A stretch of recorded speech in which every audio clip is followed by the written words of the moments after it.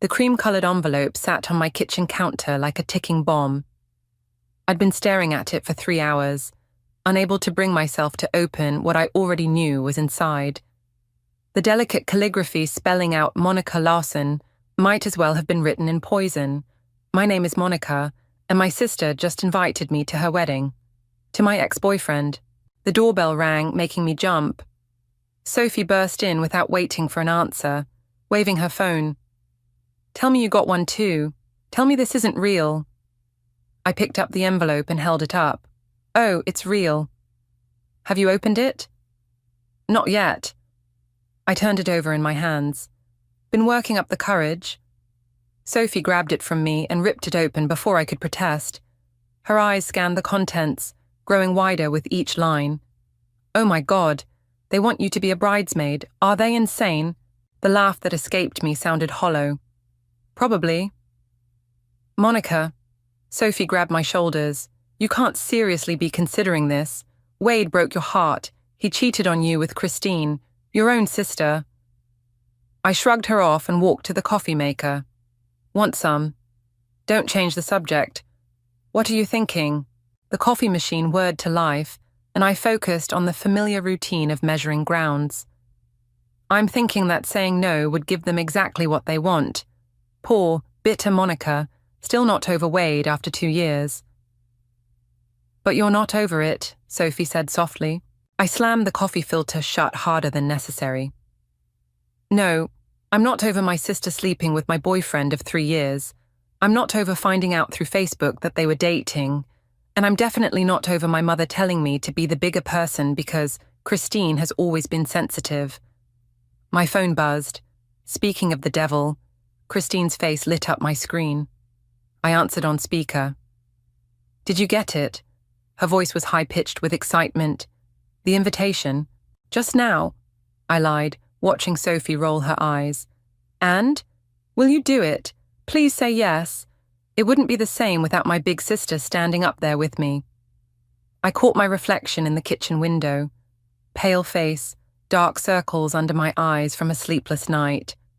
"Of course I will, Chris. I'd love to." Sophie's jaw dropped. Christine squealed. "Oh my God, thank you. I was so worried you'd say no. Wade thought..." "What did Wade think?" I kept my voice carefully neutral. "Oh, Christine hesitated. "He just wasn't sure if it would be awkward for you." "Ancient history," I said brightly. "Water under the bridge." After promising to meet for lunch to discuss bridesmaid dresses, I hung up. Sophie stared at me like I'd grown a second head. "What are you doing?" I poured 2 cups of coffee, handed her one. "Did you know Wade was fired from his last job? Something about missing funds." "What?" "No. What does that have to do with..." "And remember my old colleague Gareth? He mentioned seeing Wade at some pretty shady places downtown." Understanding dawned on Sophie's face. "Monica." "My sister wants me in her wedding." "Fine, I'll be there. Front row seat to watch it all burn down." "What exactly are you planning?" I took a sip of coffee, savoring the bitter taste. Christine deserves to know who she's really marrying. And Wade? A small smile curved my lips. Wade deserves everything that's coming to him. Sophie set down her cup. "This is going to end badly." "Probably." I walked to the window, watched my neighbor's kids playing in their yard. "But you know what's funny? When Wade and I were together, he always said karma would catch up to people who deserved it. And you're going to be karma's helping hand. Someone has to be." I turned back to her. "Are you with me?" Sophie was quiet for a long moment. Finally, she sighed. "You know I am. But promise me one thing." "What?" "Make sure you have proof. Real proof. Because once you do this, there's no going back." I picked up the invitation again, ran my finger over the embossed names. Christine and Wade, my sister and my ex, the perfect couple. "I know exactly what I'm doing," I said, and for the first time in 2 years, I felt truly alive. "And I promise you, by the time I'm done, everyone else will know exactly what they did too." Sophie grabbed her purse. "I have to get to work, just be careful, okay?" After she left, I sat down at my laptop, and opened a new browser window. Time to start digging. Wade always thought he was smarter than everyone else. That's what made him sloppy, and sloppy people leave traces. I cracked my knuckles and started typing. 6 months until the wedding. 6 months to uncover every secret, every lie, every skeleton in Wade's closet. Game on. Trevor's downtown office smelled like old coffee and printer toner. He looked up from his computer as I walked in, his eyebrows rising at the stack of papers in my arms. "Please tell me those aren't wedding plans," he said. I dropped the files on his desk, bank statements, credit reports, employment history. "Whose?" "Wade's." Trevor leaned back in his chair, running a hand through his disheveled hair. "Man, I thought we agreed you'd let this go. That was before he proposed to my sister." I pulled up a chair. "Remember that conversation we had last month about seeing him at the Red Door?" "Yeah, with those guys everyone knows are loan sharks." Trevor's expression darkened. "But that's not proof of anything." I pulled out a particular statement. "Look at these withdrawals. 5,000 here, 8,000 there. All cash, all within days of those meetings you saw." Trevor studied the paper, his frown deepening. "Where did you get these?" "Does it matter?" "It might when the police get involved." I laughed. "The police? Wade's too smart for that. Besides, Christine wouldn't believe them anyway. She needs to see it herself." Trevor's phone buzzed. He glanced at it, then did a double take. "Speaking of seeing things, you need to look at this." He handed me his phone. It was an Instagram post from a mutual friend, Wade outside a jewelry store downtown, but not the one where he'd bought Christine's engagement ring. He was with a woman I didn't recognize. "When was this?" "Yesterday. Sarah took it while getting coffee. She didn't realize who it was until later." I zoomed in on the woman. Blonde, expensive clothes, hand on Wade's arm. Interesting choice of company for an engaged man. Monica. Trevor's voice was gentle. "Are you sure this is about protecting Christine?" The question stung more than I expected. What else would it be about? Revenge? Getting back at them both? I stood up, gathering the papers. "You didn't see Christine after our parents' divorce. She fell apart, started acting out, dating guys who treated her like garbage. When Wade and I were together, she was finally starting to get her life on track. Then they..." I swallowed hard. "She thinks he's her happy ending, but he'll destroy her." Trevor's phone rang, a client call he couldn't ignore. As he answered, I headed for the door, but his voice stopped me. "Wait," he covered the phone. "There's something else you should know. Remember that startup Wade worked for? The one that suddenly folded?" I nodded. "My firm handled their bankruptcy. The numbers didn't add up. A lot of money vanished right before they went under. Wade was their financial controller." My heart raced. "Can you get me those records?" "Legally? No. But I know someone who might be able to help. His name is Moses.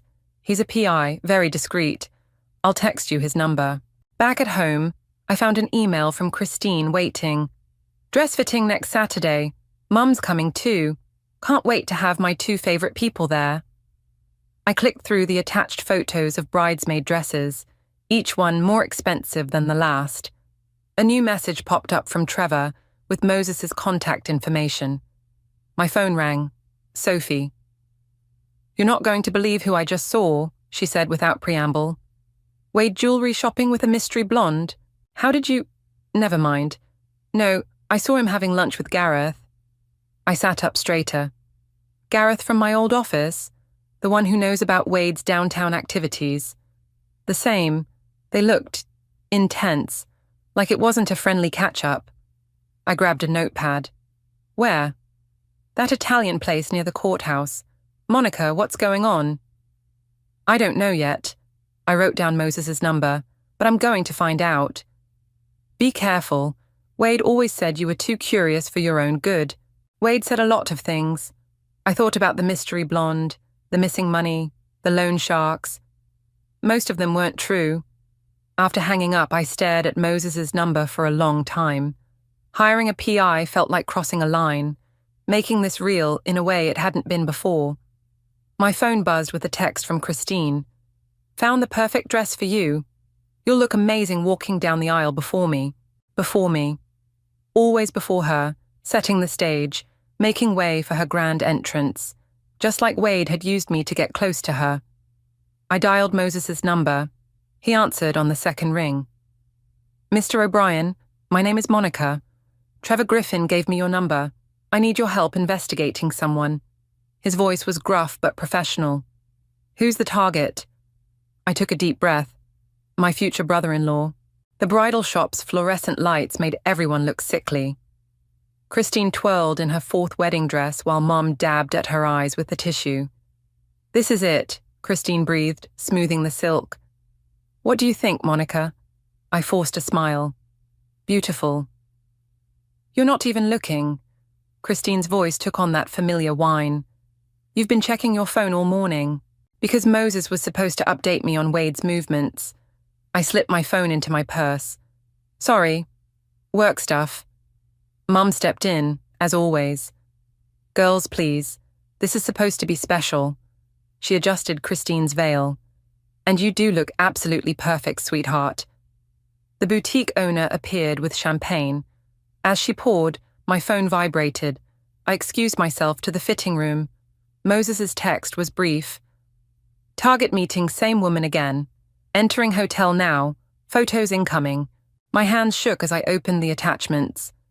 Wade and the blonde, walking into the Grand Hotel. His hand on her lower back. Timestamp, 20 minutes ago. Monica? Mum's voice made me jump. She stood in the doorway, concern etched on her face. Is everything okay? Fine, I locked my phone. Just work. Honey. She sat beside me on the plush ottoman. I know this is hard for you. Mum, don't. Let me finish. I know you're hurt. What happened with Wade was unfortunate, but Christine is happy. Really happy. Can't you try to be happy for her? The irony made me want to scream. Instead, I said, Did you know Wade lost his job at the startup? He told us he left to pursue better opportunities. Is that what he said? I pulled out my phone again, hesitated. Should I show her? Mum, there's something... Christine burst in, still in her wedding dress. They have the perfect bridesmaid dresses. Come see. Mom stood, discussion forgotten. Coming, sweetie. The bridesmaid dress was deep burgundy, fitted, expensive. As the seamstress pinned it, my phone buzzed again. More photos from Moses. Wade and the blonde leaving the hotel. An hour had passed. You look distracted, Christine said as we left the boutique. Hot date tonight? Actually, yes. The lie came easily. Remember Gareth from my old office? Christine's step faltered slightly. Oh, you're seeing him? Just drinks. I watched her carefully. Why? Is that a problem? No, of course not. It's just... Wade mentioned... She stopped abruptly. Wade mentioned what? Nothing. Never mind. She quickened her pace to catch up with Mom. That evening, I met Gareth at a quiet bar downtown. He looked nervous, kept checking his phone. Thanks for meeting me, I said. How's work? Fine. Look, Monica, I know why you called. Oh? He leaned forward. Wade came to see me yesterday. Said you've been asking questions about the startup. Have I? He knows you're digging. Gareth's voice dropped. And he knows about the missing money. Said if anyone starts poking around, he'll make sure I take the fall. My heart pounded. Did he threaten you? Not directly. But... Gareth pulled out his phone, showed me a text. Remember who signed those transfer authorizations. Would be a shame if they surfaced. Forward that to me. Monica, I can't get involved. I have a family. Gareth. I touched his hand. Wade's marrying my sister.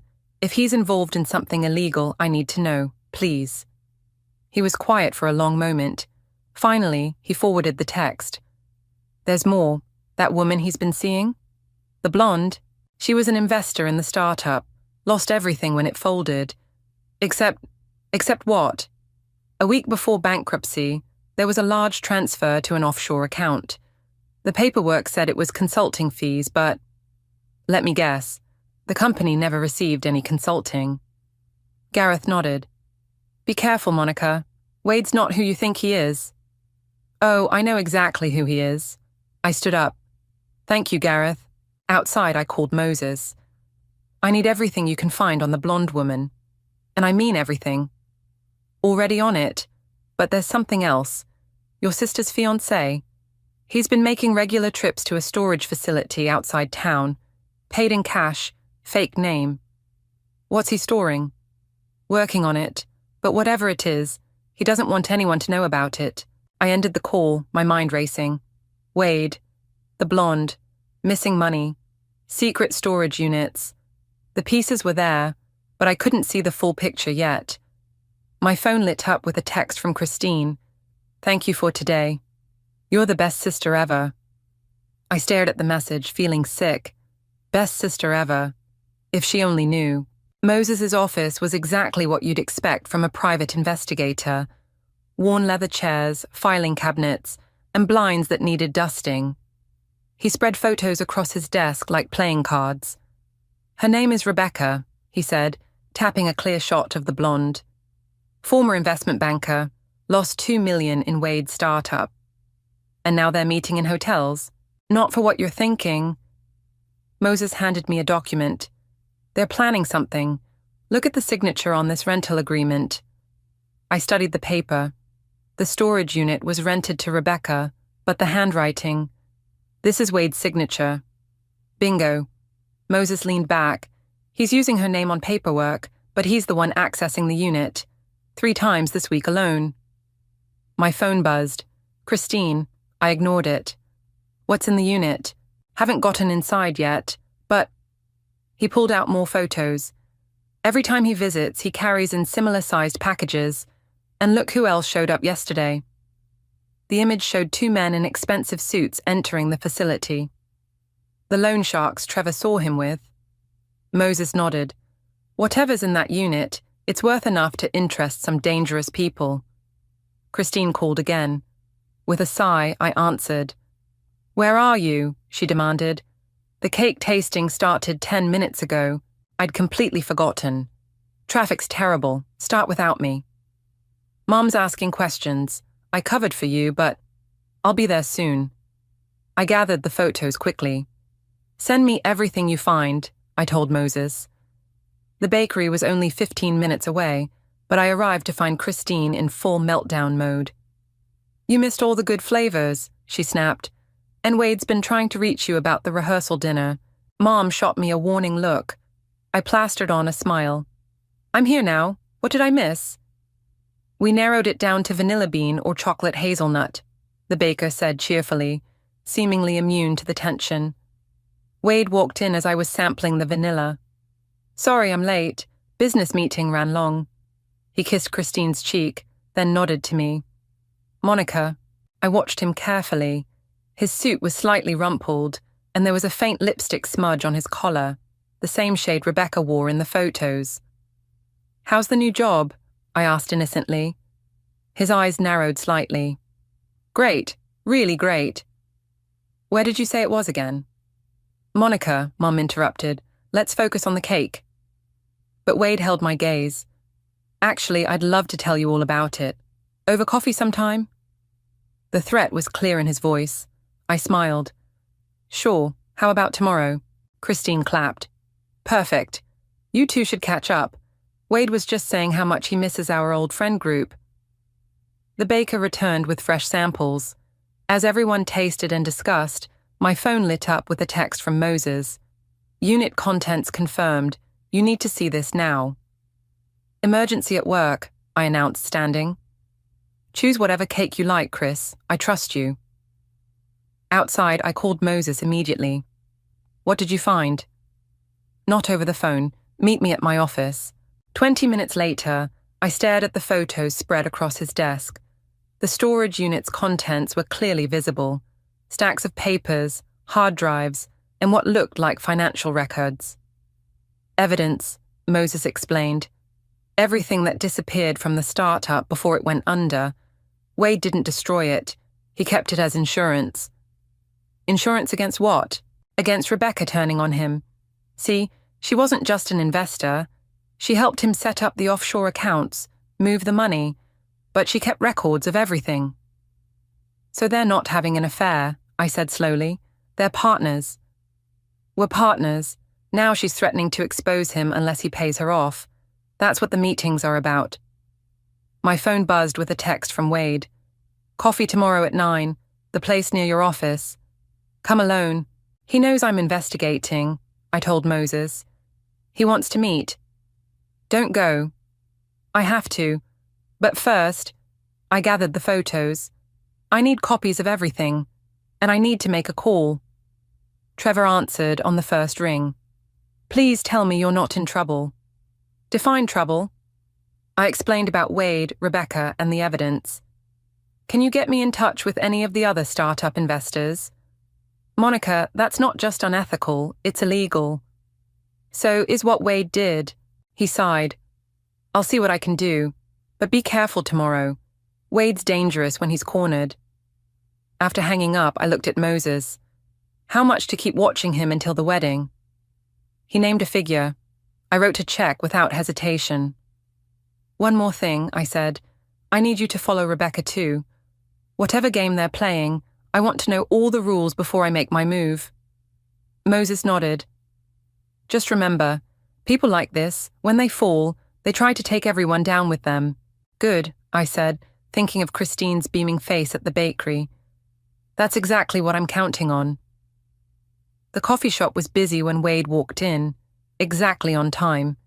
He sat across from me, looking perfectly composed in his expensive suit.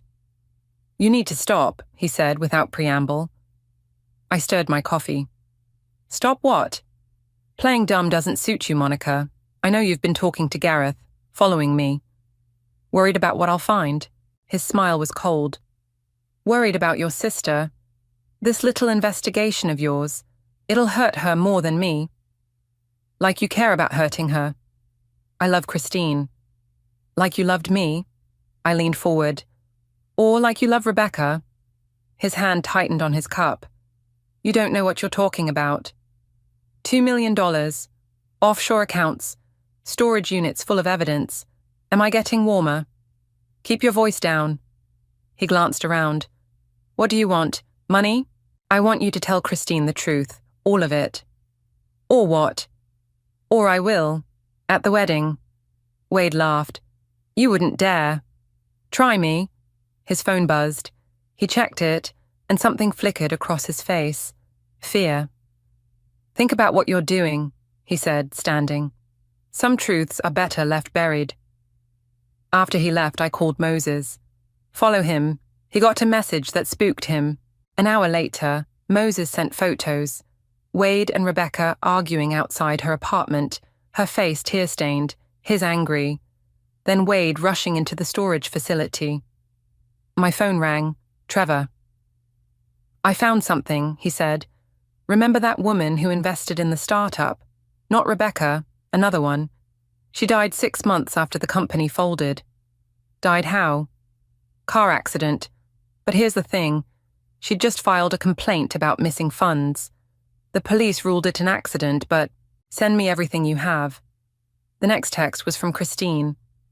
Final dress fitting tomorrow. Don't be late. I was about to reply when Moses called. Wade's clearing out the storage unit, he said, moving everything to a new location. Follow him. Already am, but there's more. Rebecca's gone. What do you mean gone? Apartment's empty, phone disconnected. She vanished. My hand started shaking. Like the other investor who died. What other investor? I filled him in on Trevor's discovery. This just got a lot more serious, Moses said. We need to go to the police. With what? We don't have enough proof yet. I checked the time. The wedding's in 3 days. Keep watching Wade. I need to know every move he makes. That evening, Mum called. Christine's worried about you, she said. You've been distant, missing appointments. I've been busy. Honey, if this is too hard. Mum. I cut her off. Do you trust Wade? What kind of question is that? He makes your sister happy. That's not what I asked. She was quiet for a moment. What's really going on, Monica? I thought about telling her everything, the fraud, Rebecca, the dead investor, but Wade's words echoed in my head. Some truths are better left buried. Nothing, I said. Everything's fine. After hanging up, I spread out all the evidence on my kitchen table. Photos, documents, bank statements. The pieces were all there, forming a picture darker than I'd imagined. My doorbell rang. Sophie stood outside, holding wine. "Trevor called me," she said. "Thought you might need backup." We sat on my couch and I told her everything. "You have to stop," she said when I finished. "This isn't just about money anymore. If Wade's involved in that woman's death..." "I can't stop. Not now. Monica..." "He's going to hurt Christine. Maybe not today, maybe not next year, but eventually. I have to stop him." Sophie picked up a photo of Wade and Rebecca. "What if he hurts you first?" My phone buzzed. Moses again. "Target moving. You need to see this." The attached photo showed Wade entering a police station. "He's trying to get ahead of this," Sophie said. "What are you going to do?" I grabbed my keys. "I'm going to talk to Rebecca." "You just said she disappeared." "Moses found her. She's at a motel outside town." I headed for the door. "Coming?" Sophie hesitated, then grabbed her purse. "Someone has to make sure you don't get killed."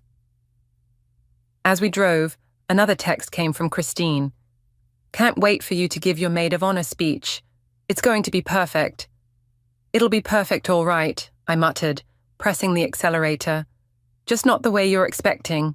Rebecca's motel room smelled of cigarettes and desperation. She didn't seem surprised to see us. "I wondered when you'd show up," she said, letting us in. "Wade's sister-in-law-to-be." "Ex-girlfriend," I corrected. "Where's the evidence?" She lit another cigarette. "What evidence?" "The documents from the storage unit. The proof Wade stole the money." Rebecca laughed, a harsh sound. "You think this is about money? Honey, you have no idea what you're dealing with." Sophie touched my arm. "Maybe we should go." "Tell me about Karen," I said to Rebecca, "the investor who died." The cigarette froze halfway to her mouth. "Who told you about Karen? Does it matter? Was it really an accident?" Rebecca crushed her cigarette. "Nothing about Wade is an accident. The startup, the fraud, Karen's death, it was all planned. He's been running this same scheme for years." "What scheme?" "Find a successful company, get hired in finance, charm the female investors. Then when the money disappears..." She shrugged. "So do they." My phone buzzed. "Moses, Wade left police station, moving your way." "He's coming," I told Rebecca. "We need to go." Too late. She pointed to the parking lot through a gap in the curtains. Wade's car was pulling in. Sophie grabbed my hand. "Back door, now." We slipped out just as Wade knocked on the front. Through the thin walls, we heard their voices. "It's over," Wade said. "The police are investigating Monica, not us. Anonymous tip about her stalking and harassment." "You really think that'll work?" Rebecca asked. "It'll buy us time. The wedding's tomorrow. Once I'm married to Christine, her family's money is as good as ours." Sophie and I crouched by the back window, recording everything on our phones. "And what about your ex?" Rebecca asked. "Monica knows too much." "After the wedding, she'll have a tragic accident, just like Karen." My blood ran cold. Sophie tugged my arm, mouthing, "Let's go." We made it to my car just as Wade's voice rose. "Where is it? The evidence? Where did you hide it?" Rebecca's answer was lost as we drove away. "Call the police," Sophie said. "And tell them what? We were eavesdropping at a motel. Besides, he's already turned them against me." "Then what's the plan?" I checked the time. "The rehearsal dinner's in 3 hours. I need to get ready." "Are you insane? He just threatened to kill you." "Exactly. Which means I have until the wedding to expose everything." I pulled into my driveway. "Help me get dressed?" Sophie followed me inside, protesting the whole way. As I did my makeup, my phone rang. Christine. "Where are you? Mum's freaking out." "On my way. Hey, quick question. Did Wade tell you where his family money came from?" What? Why does that matter? Just curious about my future brother-in-law. Christine sighed. Some tech investments, I think. Monica, please don't start this again. Start what? The questions, the suspicion. Wade told me you might do this. Did he tell you about Rebecca too? Silence. Then, who's Rebecca? Ask him at dinner. See what he says. I hung up before she could respond. Sophie stood in my doorway, arms crossed. You're really going through with this? Watch. I opened my laptop, started typing. I'm sending everything, photos, recordings, documents, to all the wedding guests. Time to arrive during the ceremony.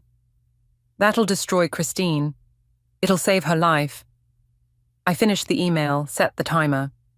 Wade's not just after revenge anymore. He wants my family's money. Christine is just his way in. My phone buzzed. Moses again. Rebecca's gone. Room's empty. No sign of struggle. Another disappearance, Sophie whispered. Monica, this is getting dangerous. It was always dangerous. I grabbed my purse. Coming to dinner? She shook her head. I can't watch this train wreck. Just be careful. The restaurant was packed with wedding guests when I arrived. Wade stood at the bar, charming as ever. Our eyes met, and he raised his glass with a smirk. Christine rushed over. Finally, we're about to do toasts. Can't wait, I said, watching Wade work the room. He had them all fooled, the perfect fiancé, the successful businessman. Mom clinked her glass. Everyone, please take your seats. As I sat down, my phone lit up with an unknown number. The text contained only an address and 2 words. Found everything. R. I looked at Wade, now standing to give his speech. He thought he had it all under control. But in less than 24 hours, his perfect plan would crumble, and I would be there to watch it burn. The church buzzed with pre-wedding energy.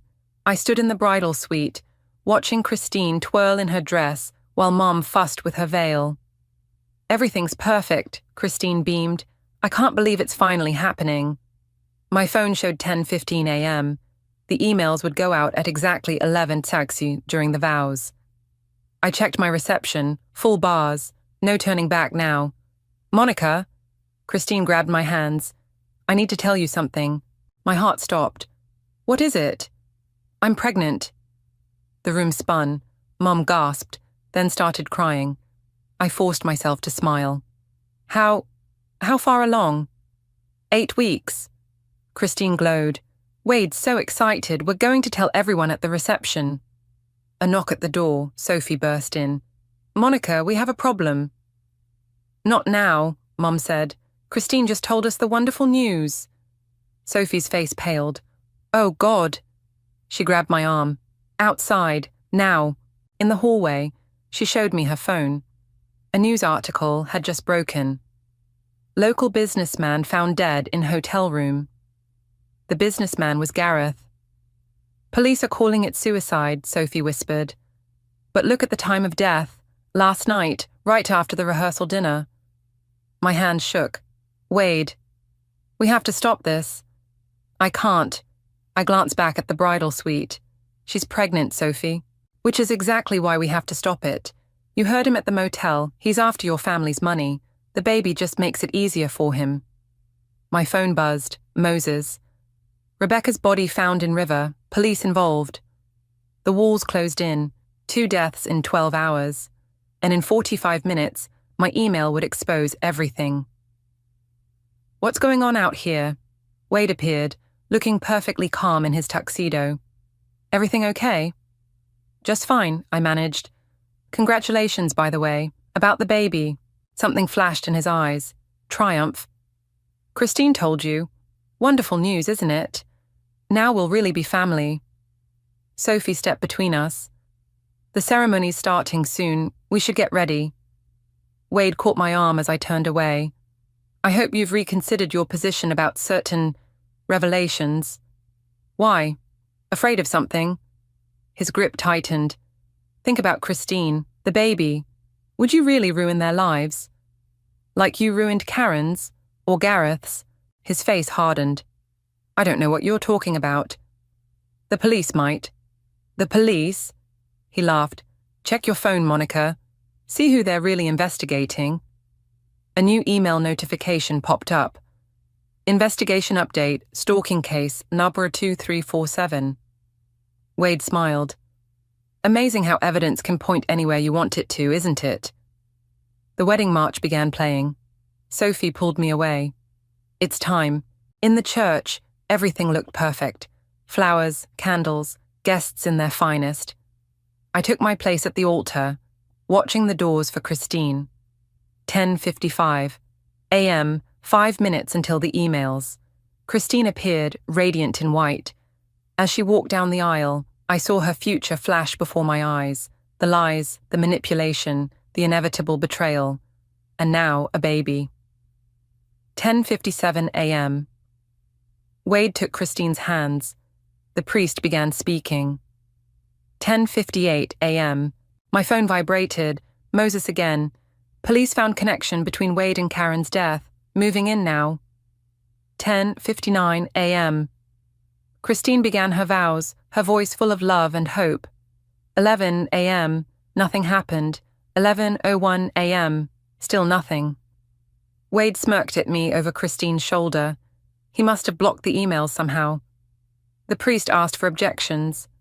The church fell silent. I stood up. Monica?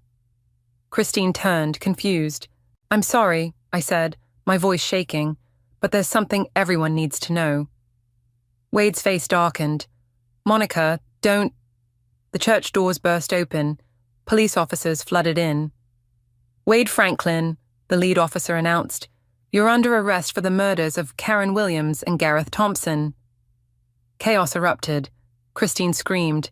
Mom fainted. Wade looked at me with pure hatred before bolting toward the side door. He didn't make it 3 steps before the officers tackled him. As they led him away in handcuffs, Christine collapsed into my arms, sobbing. The baby. Our baby. I'm so sorry, I whispered, but he would have hurt you too, just like all the others. Sophie appeared with water and tissues. As we comforted Christine, my phone lit up one last time. A text from Rebecca's number. Thank you, you saved my life. Evidence on its way to police now. I held my sister tight to her, watching Wade's perfect facade crumble as the truth finally came to light. Sometimes karma needs a little help. The police station coffee tasted like burnt rubber, but I couldn't stop drinking it. Detective Martinez spread photos across the interview room table. Karen's car crash, Gareth's hotel room, Rebecca's evidence. Without your sister's statement, we might never have connected the dots, she said. Wade's been running this scheme across 3 states. How many victims? 7 dead investors, millions stolen. She shook her head. Your family's money would have been next. The door opened. Christine walked in, still wearing her wedding dress, mascara streaked down her face. I gave them everything, she said, sitting beside me. The offshore account numbers, the fake companies, everything Wade told me to keep safe for after the wedding. I squeezed her hand. You did the right thing. Did I? Her voice cracked. I'm pregnant with a murderer's baby, Monica. How is that right? Detective Martinez gathered her files. We'll need you both to testify when this goes to trial. For now, go home, rest. Outside, Mom waited with Sophie. The 4 of us stood in awkward silence until Christine spoke. You knew. All this time you were trying to warn me. I couldn't let him hurt you. But I didn't listen. She touched her stomach. I was so desperate to believe in the fairy tale. Miss Lawson? A police officer approached. There's someone here to see you. Rebecca stepped out of a nearby car, looking nothing like the broken woman from the motel.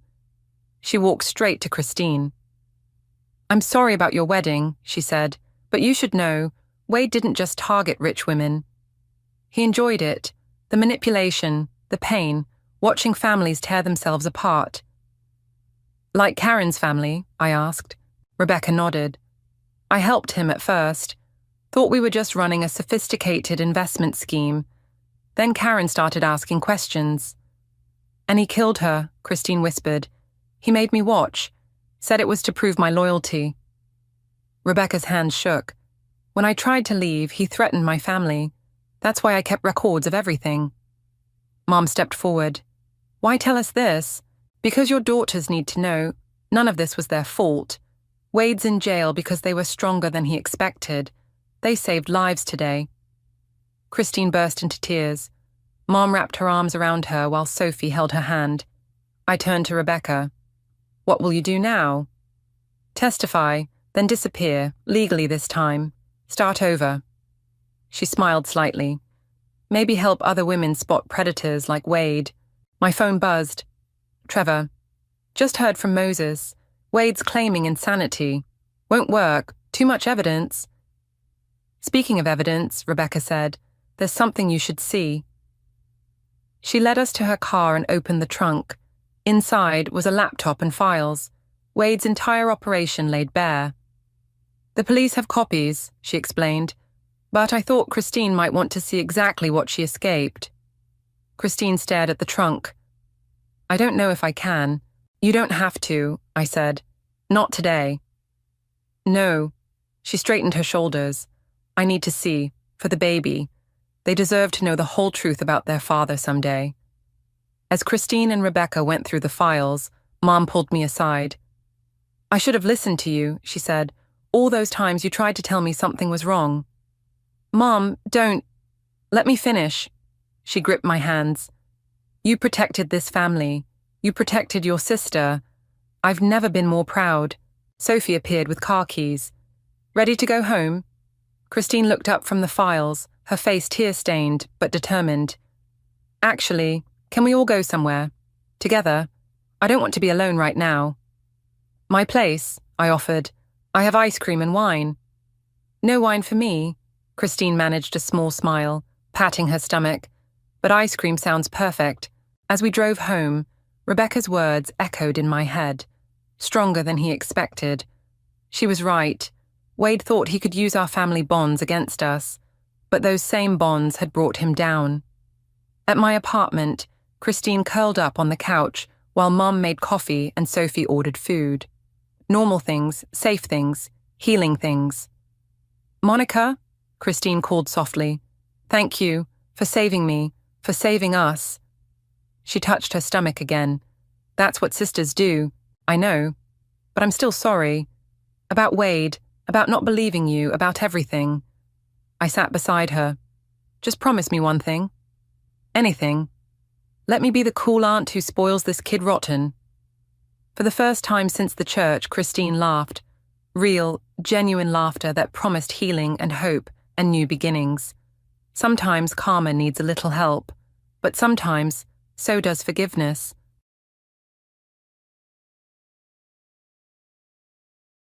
Let me introduce myself. I'm Anna.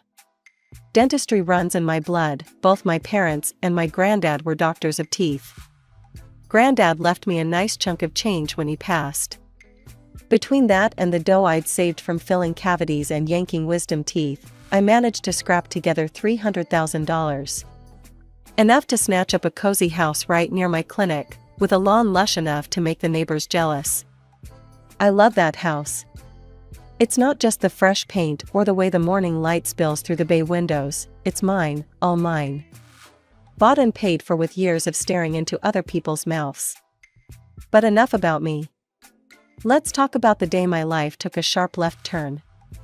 It was a lazy Sunday, my only day off, and I decided to hit the mall. Just wandering, killing time. That's when it happened. I turned a corner and bam.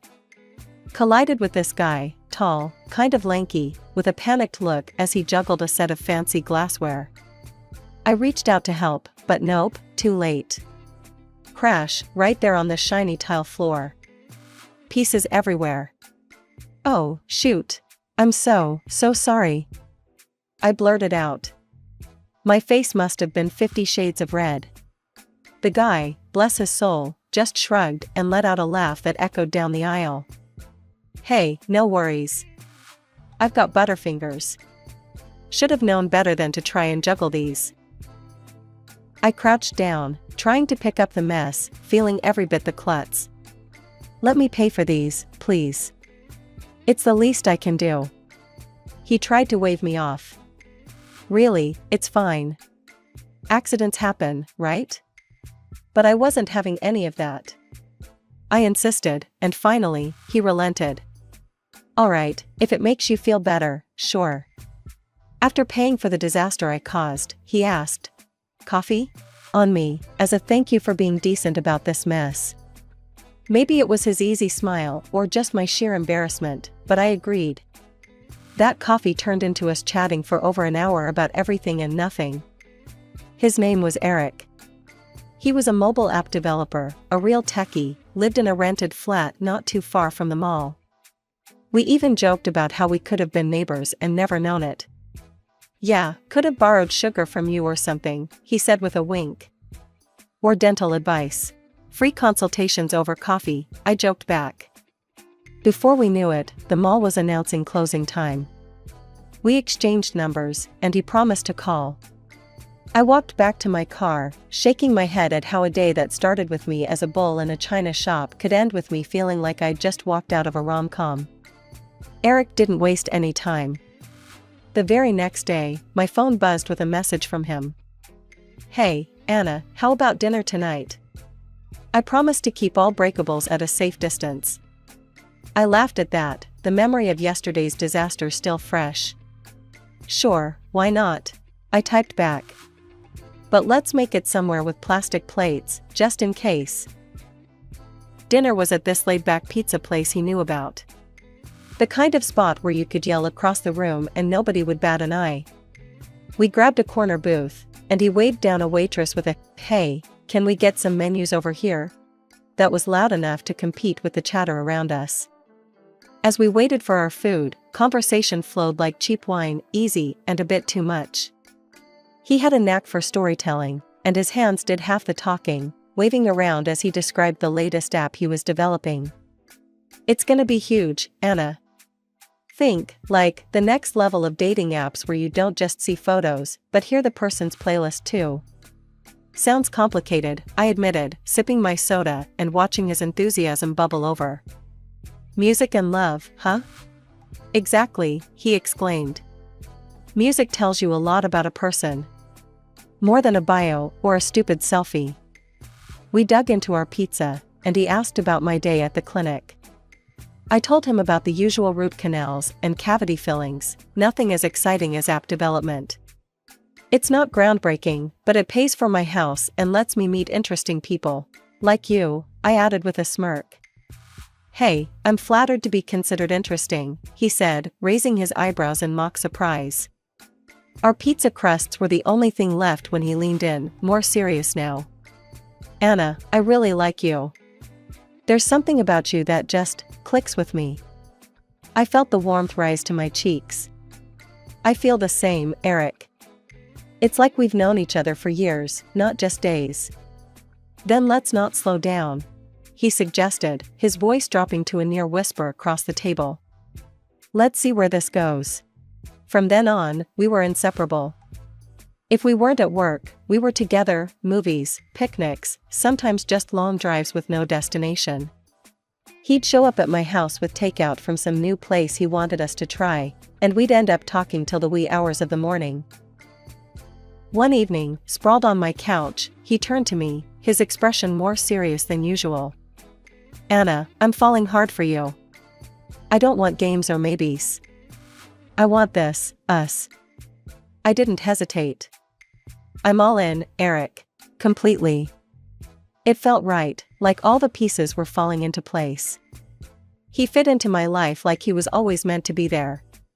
His clothes started filling up some space in my closet, and his toothbrush found a spot next to mine in the bathroom. It was domestic, comfortable, and just plain real. We were talking about the future one night, lying in my backyard, looking up at the stars. "Big family, huh?" he mused, his hand finding mine in the dark. "Yeah, the bigger, the better. Fill the house with kids and chaos," I said, the idea warming me more than the summer night air. He squeezed my hand. "Sounds perfect. Chaotic and loud, but perfect." The wedding day came faster than a heartbeat. I was all nerves and butterflies, but when I saw Eric waiting for me at the altar, everything else just faded away. He was grinning like he'd won the lottery, and honestly, so was I. The ceremony was a blur of vows and cheers, and before I knew it, we were man and wife. The party afterward was loud and lively, just like we wanted. It was during the reception that I first really talked to Eric's parents, who'd flown in from some tropical paradise they'd retired to. His mom, Linda, was all smiles, dripping with jewelry, and his dad, Mark, was this laid-back type who seemed happy just watching everyone else have a good time. "Anna, dear, you look absolutely lovely," Linda gushed, pulling me into a hug that felt a bit too tight. "We're so thrilled, aren't we, Mark?" Mark nodded, a beer in hand. "Absolutely. Eric's a lucky guy." I thanked them, feeling a bit overwhelmed. But it was their next words that started to clue me in on the future. "We're so glad to be back. Now that we're here, we'll be seeing a lot more of you both," Linda beamed, not noticing my hesitant smile. "Looking forward to it," I managed to say, but the music thankfully drowned out any need for further conversation. As the weeks rolled by after the honeymoon, Eric's parents didn't head back to their island. Instead, they took up semi-permanent residence at a local hotel and became regular fixtures in our lives. It started small. Linda would drop by, usually unannounced, to give friendly advice on how I could improve my home. One Saturday morning, she arrived just as Eric and I were enjoying a lazy breakfast. Without knocking, she waltzed into the kitchen and frowned at the spread on our table. "Pancakes and bacon? That's not a very healthy breakfast, is it?" Linda chided, her nose wrinkling as if she smelled something foul. Eric, bless him, jumped in. "Mom, Anna's an amazing cook. We're happy with her food, really." Linda didn't look convinced, but changed the subject.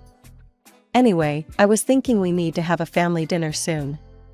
Invite some of our friends to meet the lovely new bride." She was already planning it out loud, not asking, but telling. I glanced at Eric, who shrugged helplessly. This was his way of keeping the peace, I knew, but it grated on me. This pattern kept up, Linda's visits growing more frequent and her suggestions turning into demands. She started rearranging my kitchen, critiquing my decorating, and even commenting on how I should dress. One day, out of the blue, she declared she was throwing a party at our house. Not asking, declaring. "Your house is just perfect for entertaining, Anna. So cozy, and that lawn. My friends will love it." I blinked, taken aback by her nerve. Okay, Linda. When were you thinking?" "This Saturday, dear. You won't have to worry about a thing. Just some snacks, maybe those cute little finger sandwiches you do. Oh, and make sure there's plenty of ice. You always run out." I stood there, mouth agape, as she pranced around, sizing up my living room for her grand plans. When Eric got home, I let him have it. "Eric, your mom's throwing a party here this Saturday. Did you know about this?" He sighed, a deep, weary sound. "She mentioned wanting to do something nice for her friends." "Nice for her, maybe. This is our home, not her social club." I know. But could we just let her have this one? Just to keep the peace?" I was fuming, but I agreed. Anything for peace, right? Saturday came, and I found myself up at the crack of dawn, crafting hors d'oeuvres and chilling drinks. Linda arrived early, not to help, but to direct. "Make sure the glasses are spotless, Anna. And use the good plates, not those everyday ones." Her friends started flowing in by noon, a parade of perfumed, chattering women who knew my house better than I did by the time Linda was done touring them around. "And here's the living room, completely redecorated by Eric and me," she announced, while I gritted my teeth and refilled wine glasses. At one point, Linda cornered me in the kitchen. "Make sure you check on Mrs. Henderson regularly. She's almost 80, you know. Can't have her feeling neglected." I was juggling trays and my patience, but I plastered on a smile. "Of course, Linda. Anything else?" "Well, make sure you're smiling." It doesn't look like you're enjoying yourself, dear. The party dragged on forever. Or that's how it felt, with me playing waitress and maid, while Linda played the queen of the castle. By the time the last guest left, I was ready to collapse. Eric helped me clean up, looking as defeated as I felt. "Babe, I'm so sorry. I didn't think she'd take over like that," he murmured as we stacked the last dishwasher-safe plate. "Yeah, well, she did. And she said it's her son's house. Like I'm just crashing here." "Eric, it hurt." Eric's face hardened, and he put the glass down a little too sharply. "That's not okay. I'm gonna talk to her, Anna. This isn't right." But even as he said it, we both knew talking to Linda was about as effective as using a sieve to catch rain. She'd nod, smile, and go right back to her ways. And deep down, I feared that this party was just the beginning of her marking her territory, showing me who was really in charge. The aftermath of that first party felt like waking up from a bad dream, except the nightmare was real, and it had set up camp right in my living room. When Linda casually dropped the bomb that she and her friends would now be using my house for their weekly gatherings, my jaw hit the floor. "Every Saturday, Anna. Everyone just loved the setup here. It's so much more intimate than the country club," Linda chirped, as if she was doing me a favor. "Hold on, every Saturday? Linda, that's really not going to work for us," I replied, trying to keep the panic out of my voice. She waved a dismissive hand. "Nonsense, it's settled. Don't fuss." But I wasn't about to let this slide. "No, it's not settled. This is our home, not a social club. It's just too much." That's when the storm broke. Linda's face twisted into something ugly, her voice sharp as shattered glass. "You ungrateful girl. I'm only trying to keep a social life. What, are you going to deny an old woman that?" The argument escalated quickly. She screamed, swore, and even threw a vase that shattered against the wall. Then she dropped a bombshell that chilled my blood. "If you don't fall in line, I'll make sure my son leaves you. I can do it, you know." I was stunned. The threat of using Eric's emotional dependency against me was a low blow, and it showed just how far she was willing to go. I spent the night in turmoil, dreading each ring of the phone, each knock at the door. The next Saturday, like clockwork, Linda and her entourage appeared. I felt like a puppet in my own home, serving and smiling through gritted teeth. After they left, leaving chaos in their wake, I knew something had to give. I found Eric in the living room, looking as defeated as I felt. "Eric, we need to talk. This can't go on." He looked up, tired. "I know, Anna, I know. But what can we do? That's my mom.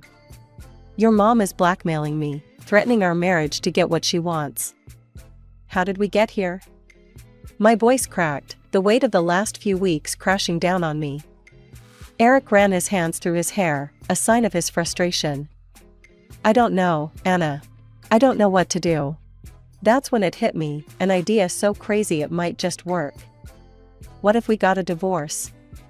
Eric stared at me, shocked. "Divorce? Anna, I love you, why would?" "Not for real," I rushed to explain. "A fake divorce. We stay together, secretly. Maybe if she thinks she's won, she'll back off." It was risky, but Eric agreed. The next day, we quietly filed for divorce. It was surreal, signing those papers. We even laughed through our disbelief over coffee afterward, whispering plans and promises to each other. Saturday rolled around with the speed of a freight train, and I knew Linda and her parade of friends would soon be knocking at my door, expecting the usual royal treatment. Only this time, I had a different plan. The divorce papers were tucked away in a drawer, and my resolve was as hard as the knock on the door that morning. I swung the door open, planting myself firmly in the threshold. "Morning, Linda. How can I help you today?" The surprise on her face was almost comical as she stared at me, standing there, clearly not moving aside to let them in. Her friends clustered behind her, peering over her shoulder with curious and expectant looks. "We're here for breakfast, dear. Open up, we're all quite hungry," Linda announced, as if it was the most natural thing in the world to say. I didn't budge an inch. Actually, there's a lovely cafe just around the corner. I'm sure they'd be delighted to serve you. Linda's face fell, and then twisted into a mask of anger. What on earth are you talking about, Anna? This is your duty, as part of this family, to host us. You're supposed to make us feel welcome and cater to us. Her words were sharp, meant to cut deep, but I stood my ground. Linda, things have changed. I divorced your son. You're essentially strangers to me now. The gasp that rippled through the group could have been mistaken for the wind. Murmurs swirled as Linda's eyes widened in shock, then narrowed in suspicion. That's nonsense, she blustered. I don't believe you. Let me call Eric right now. She fumbled for her phone, her fingers shaking slightly as she dialed. I could hear Eric's voice through the speaker, calm but firm. Mom, Anna's right. We're divorced. Please respect her space. The phone nearly slipped from her grasp as she processed his words. But I thought, her voice trailed off, a mix of confusion and anger brewing in her eyes. I suggest you go enjoy your breakfast at the cafe. They really do have excellent coffee, I said, my tone final. I turned, stepping back into the house and shutting the door firmly behind me. Through the frosted glass, I could see the outlines of Linda and her friends, rooted to the spot in disbelief. They lingered for a moment longer, a cluster of confused and indignant silhouettes, before they slowly dispersed. Inside, the silence was deafening. I leaned against the door, my heart pounding in my chest. I had done it. I had stood up to Linda in a way I never thought possible. The house felt different now, like it was truly mine again, its walls firmer, the air fresher. Eric and I started meeting in secret, like two teenagers sneaking around, trying to avoid strict parents. Our friends knew the drill and played along, keeping our secret safe from Linda's ever-watchful eye. It felt like we were main characters in some spy movie, always looking over our shoulders, whispering in corners. Funny as it sounds, it brought us closer, glued together by our little conspiracy. One chilly evening, huddled in the back booth of our favorite out-of-the-way diner, Eric slid a napkin across the table with something scribbled on it. I unfolded it, and there, in his messy handwriting, was a list of real estate listings. I'd been thinking, maybe it's time for a fresh start, somewhere new, somewhere Mom doesn't know about. I looked up, surprised but intrigued. You mean, like a new house? For us? Yeah, somewhere we can really call our own. No bad memories, no unexpected visits. We could even look for something with extra rooms, you know, for the future, he said, winking at me across the table. So, we started house hunting, in secret, of course. Eric found us a realtor who was more than happy to keep our secret and even seemed to enjoy being part of our clandestine operation. After months of searching, we found it, the perfect house. It was tucked away on the outskirts of town, surrounded by trees and with a garden that was just waiting to be filled with laughter and play. The day I got the keys, I drove over alone first, stepping into the empty rooms that echoed with potential. Walking through the garden, I could almost see it, the future we'd dreamed of. I sent Eric a picture with a simple message, our new beginning. He showed up minutes later, his face breaking into a broad grin as he walked through the door. This is it, huh? This is our home. It is. And there's something else, I started, taking his hands in mine. I want us to get married again. For real this time, no secrets, no schemes. Just you and me. His eyes searched mine, then he pulled me close. Nothing would make me happier. We decided to do it quietly. There was something beautifully simple about just walking into the mayor's office, the same place we'd filed for our fake divorce, and re-registering our marriage. No witnesses, no fuss, just the two of us, making our commitment to each other official once again. The official pronounced us husband and wife again, and as we walked out, hand in hand, it felt like the weight of the past year lifted off our shoulders. We were starting over, but this time on our own terms. The day we went back to our old house to collect the last of our stuff, tension was thick in the air. I just knew we weren't going to leave without some kind of showdown. And right on cue, as soon as we pulled up, there were Linda and Mark, waiting for us. As we got out of the car, the surprise was obvious on Linda's face, quickly replaced by a smile that didn't quite reach her eyes. "Eric, Anna, what's all this? Moving out?" "Yeah, Mom, we sold the house. We're just here to pick up a few last things," Eric responded, his voice steady but firm. The color drained from Linda's face. "Sold? But where will you be living?" "We've bought a new house," I chimed in, trying to keep the interaction as brief as possible. "It's much bigger, with a lovely garden. A fresh start for us." Her mood flipped like a switch, and she clapped her hands together, a too bright smile plastered on her face. "Oh, wonderful. Then I can start planning where to host my friends. It'll be nice to have more space. So, where is this new home of yours?" Eric stepped between me and his mother, a protective gesture that spoke volumes. "We're not sharing the address, Mom. We need some privacy." Linda's smile faltered, her eyes narrowing. "Not sharing? What do you mean, Eric? I'm your mother." "That's exactly why, Mom.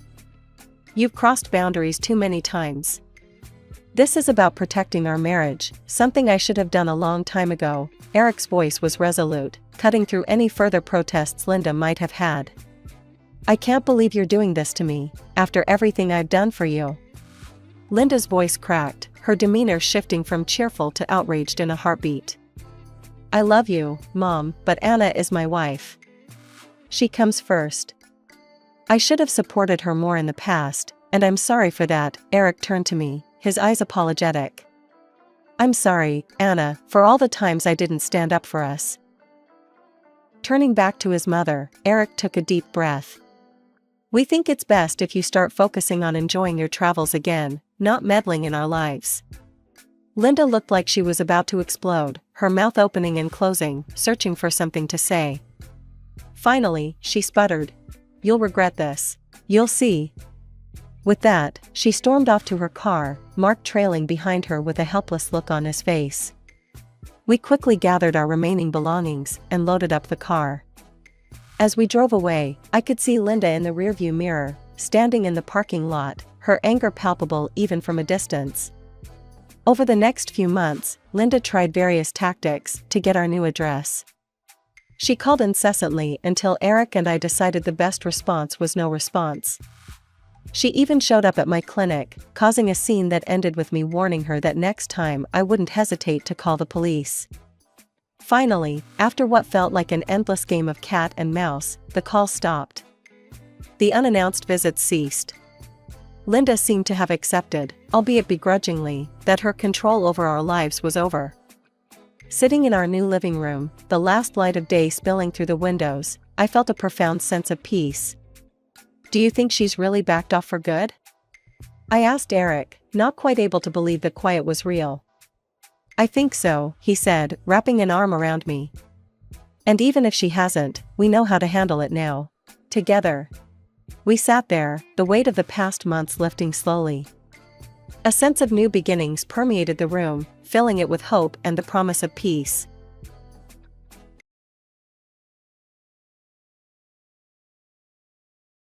I'm Sarah, and I've been married to Tom for over 30 years now. We have 2 sons, Jack and Mike. Tom always had a good job, so I decided to be a housewife and focus on raising our boys. It wasn't always easy, but I loved every minute of it. Jack, our eldest, was always a joy. From the moment he was born, we had a special connection. He was a curious kid, always asking questions and eager to learn. Mike, on the other hand, was a different story. Don't get me wrong, I love both my sons equally, but Mike was always more challenging. Tom doted on him from day one, which I think might have been part of the problem. "Tom, you can't give him everything he wants," I'd say. "He needs to learn the value of things." But Tom would just laugh it off. "Oh, Sarah, he's just a kid. Let him enjoy his childhood." As the boys grew older, the differences between them became more apparent. Jack was always responsible, doing his homework without being asked and helping around the house. Mike, well, he was more interested in having fun. When it came time for college, Jack chose a good state school. He worked hard, got scholarships, and was determined to make it on his own. He moved into a small apartment near campus and got a part-time job to cover his expenses. Mike, however, had different plans. He announced one day at dinner that he'd been accepted into Westfield University, the most prestigious and expensive college in the neighboring city. "That's great, son," Tom exclaimed, beaming with pride. I was more cautious. "Mike, honey, that's a very expensive school." "Are you sure?" "Mom, don't worry about it," Mike interrupted. "Dad said he'd take care of it, right, Dad?" Tom nodded, and I felt a knot form in my stomach. I knew this wasn't going to end well, but I hoped I was wrong. I really, really hoped I was wrong. As Mike settled into his new life at Westfield University, I couldn't shake off a nagging feeling of unease. He rarely called home, and when he did, the conversations were brief and vague. Tom didn't seem concerned, but I couldn't help worrying. "He's just busy with his studies," Tom would say whenever I brought it up. "College is a big adjustment." I tried to believe him, but something didn't feel right. One day, after months of minimal contact, I decided to take matters into my own hands. I was going to visit Mike without telling him I was coming. When I finally arrived at the campus, I headed straight to the dean's office. The receptionist looked at me oddly when I asked about Mike's academic performance. "I'm sorry, Mrs. Thompson, but Michael hasn't been a student here for over a year," she said gently. My world spun. What? There must be some mistake. "He's been here for almost 2 years. The dean, hearing the commotion, came out of his office. "Mrs. Thompson, I'm afraid it's true. Michael was asked to leave due to poor academic performance. We sent a letter home." I felt sick. All those tuition payments, all those times Mike had assured us everything was fine, it had all been a lie. In a daze, I drove to the apartment Tom and I had been paying for. The scene that greeted me when I opened the door with the spare key was worse than I could have imagined. The place was a mess, empty bottles, pizza boxes, and clothes strewn everywhere. And there, in the middle of it all, was Mike, passed out on the couch with 2 girls I'd never seen before. "Michael Thomas Thompson!" I shouted, my voice shaking with anger and disappointment. Mike jolted awake, his eyes widening in shock when he saw me. "Mom? What the hell are you doing here?" "I think the better question is, what the hell are you doing?" I shot back. "You'd been lying to us for over a year." The girls, looking embarrassed, quickly gathered their things and left. Mike sat up, running his hands through his messy hair. "Look, Mom, I can explain." "Explain what?" "How you've been wasting our money. How you've been living it up while we thought you were studying." We argued for hours. Mike tried to justify his actions, but I wasn't having it. In the end, I told him I was cutting off his allowance and that he needed to come home.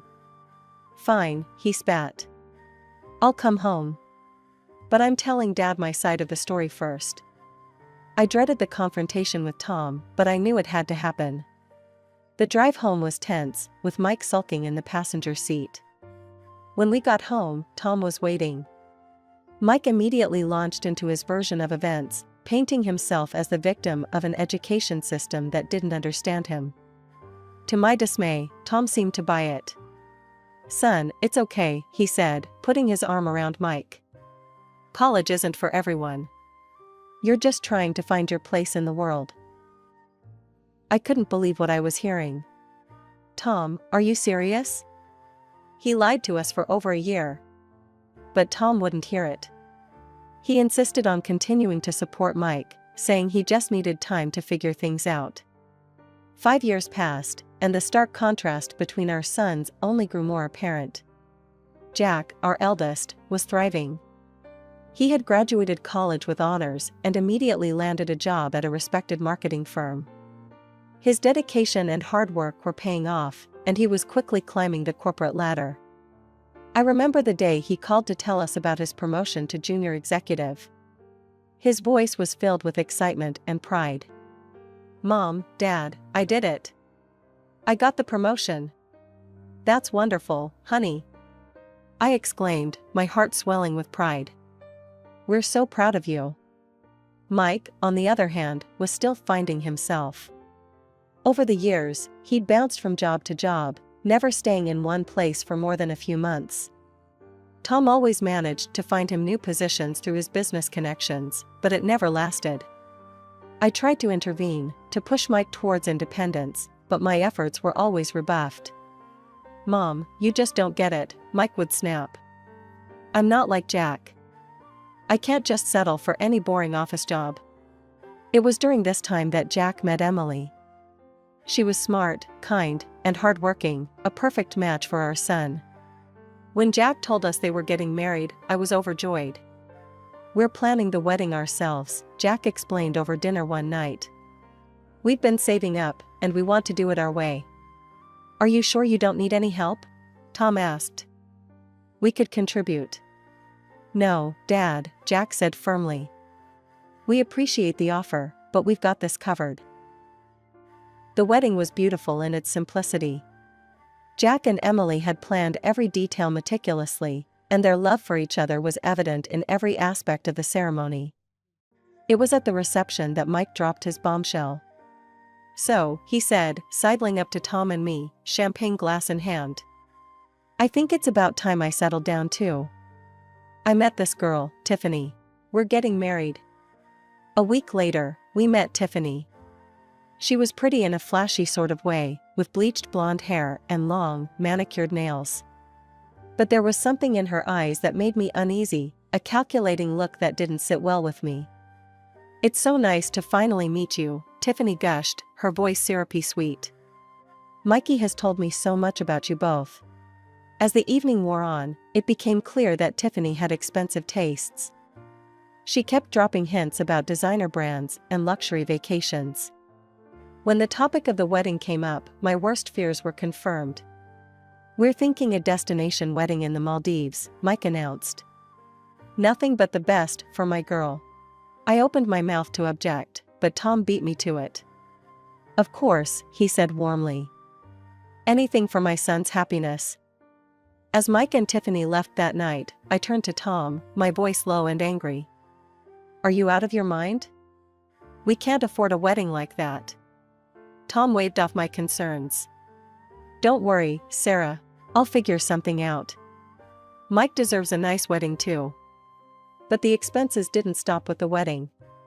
Soon after they returned from their honeymoon, Mike and Tiffany were at our door again. Dad, Mike began, his voice serious. Tiffany and I have been talking, and we think it's time we got our own place. I held my breath, waiting for Tom's response. To my horror, he didn't even hesitate. Of course, son. What did you have in mind? Tiffany piped up, her eyes gleaming. We found the perfect apartment in Westview Towers. It's a bit pricey, but it's just what we need to start our life together. Westview Towers. The most expensive apartment complex in the city. I couldn't believe what I was hearing. And of course, Mike added, we'll need some help with the monthly expenses until I get my business off the ground. I couldn't stay silent any longer. Your business? What business? Mike waved his hand dismissively. I've got some ideas. It's gonna be big, Mom. You'll see. That night, after Tom had agreed to buy them the apartment and provide monthly support, I tried one last time to reason with him. Tom, this isn't right. We're not helping Mike by doing this. We're just enabling him. But Tom wouldn't listen. Sarah, he's our son. We have to support him. Besides, Jack never needed our help. We can afford to do this for Mike. The next few months were a blur of Mike's failed business ventures and Tiffany's increasing demands. Each time they came asking for money, Tom would give in, and I felt powerless to stop it. It was during this time that we received wonderful news from Jack and Emily. They were expecting their first child. I was overjoyed at the prospect of becoming a grandmother, but this happiness was tainted by tragedy. Tom collapsed at work one day, suffering a massive heart attack. By the time I reached the hospital, it was too late. My husband of over 30 years was gone. The world seemed to stop. I felt numb, unable to process what had happened. Jack rushed to my side, taking charge of the funeral arrangements and supporting me through the haze of grief. Mike, on the other hand, barely seemed affected. He stood at the funeral with a bored expression, while Tiffany spent the entire time on her phone, her short black dress drawing disapproving looks from the other mourners. As we stood by the freshly filled grave, Mike suddenly turned to me. "So, when do we discuss the inheritance? I am the sole heir, after all." I stared at him in disbelief, unable to comprehend the callousness of his words. In that moment, I realized that the son I had raised was truly gone, replaced by this selfish, entitled stranger. The same evening, Mike and Tiffany cornered me in the living room. The other guests had left, leaving behind a heavy silence and the lingering scent of sympathy bouquets. "Mom," Mike started, his voice unnaturally loud in the quiet house. "We need to talk about the inheritance." I stared at him, still numb from the day's events. "Mike, your father's barely in the ground. Can't this wait?" Tiffany stepped forward, her eyes glittering. "With all due respect, we have a right to know. We have plans, you know." I felt a surge of anger cut through my grief. "Plans? What plans could be so important that you need to discuss this now? I need time to grieve, to sort things out." Tiffany's face twisted into an ugly sneer. "Time? What you need is to face reality, old woman. This house, everything in it, it's all ours now." I couldn't believe what I was hearing. "Excuse me?" She sauntered around the room, running her fingers over the furniture. "Oh yes, I had big plans for this place. Most of this old junk will have to go, of course." I felt like I was in some sort of twisted nightmare. "I am not going anywhere," I said firmly. "This is my home, and while I'm alive, I'll be the one deciding what happens to it." Tiffany laughed, a cold, cruel sound. "Well, at your age, that won't be for long, will it?" I recoiled as if I'd been slapped. Before I could respond, Jack's voice cut through the tension. "That's enough," he said, stepping into the room. I hadn't even realized he was still in the house. "You should both be ashamed of yourselves." Mike turned to his brother, his face flushing. "Stay out of this, Jack. It's none of your business." "It became my business when you started harassing our mother on the day of our father's funeral," Jack shot back.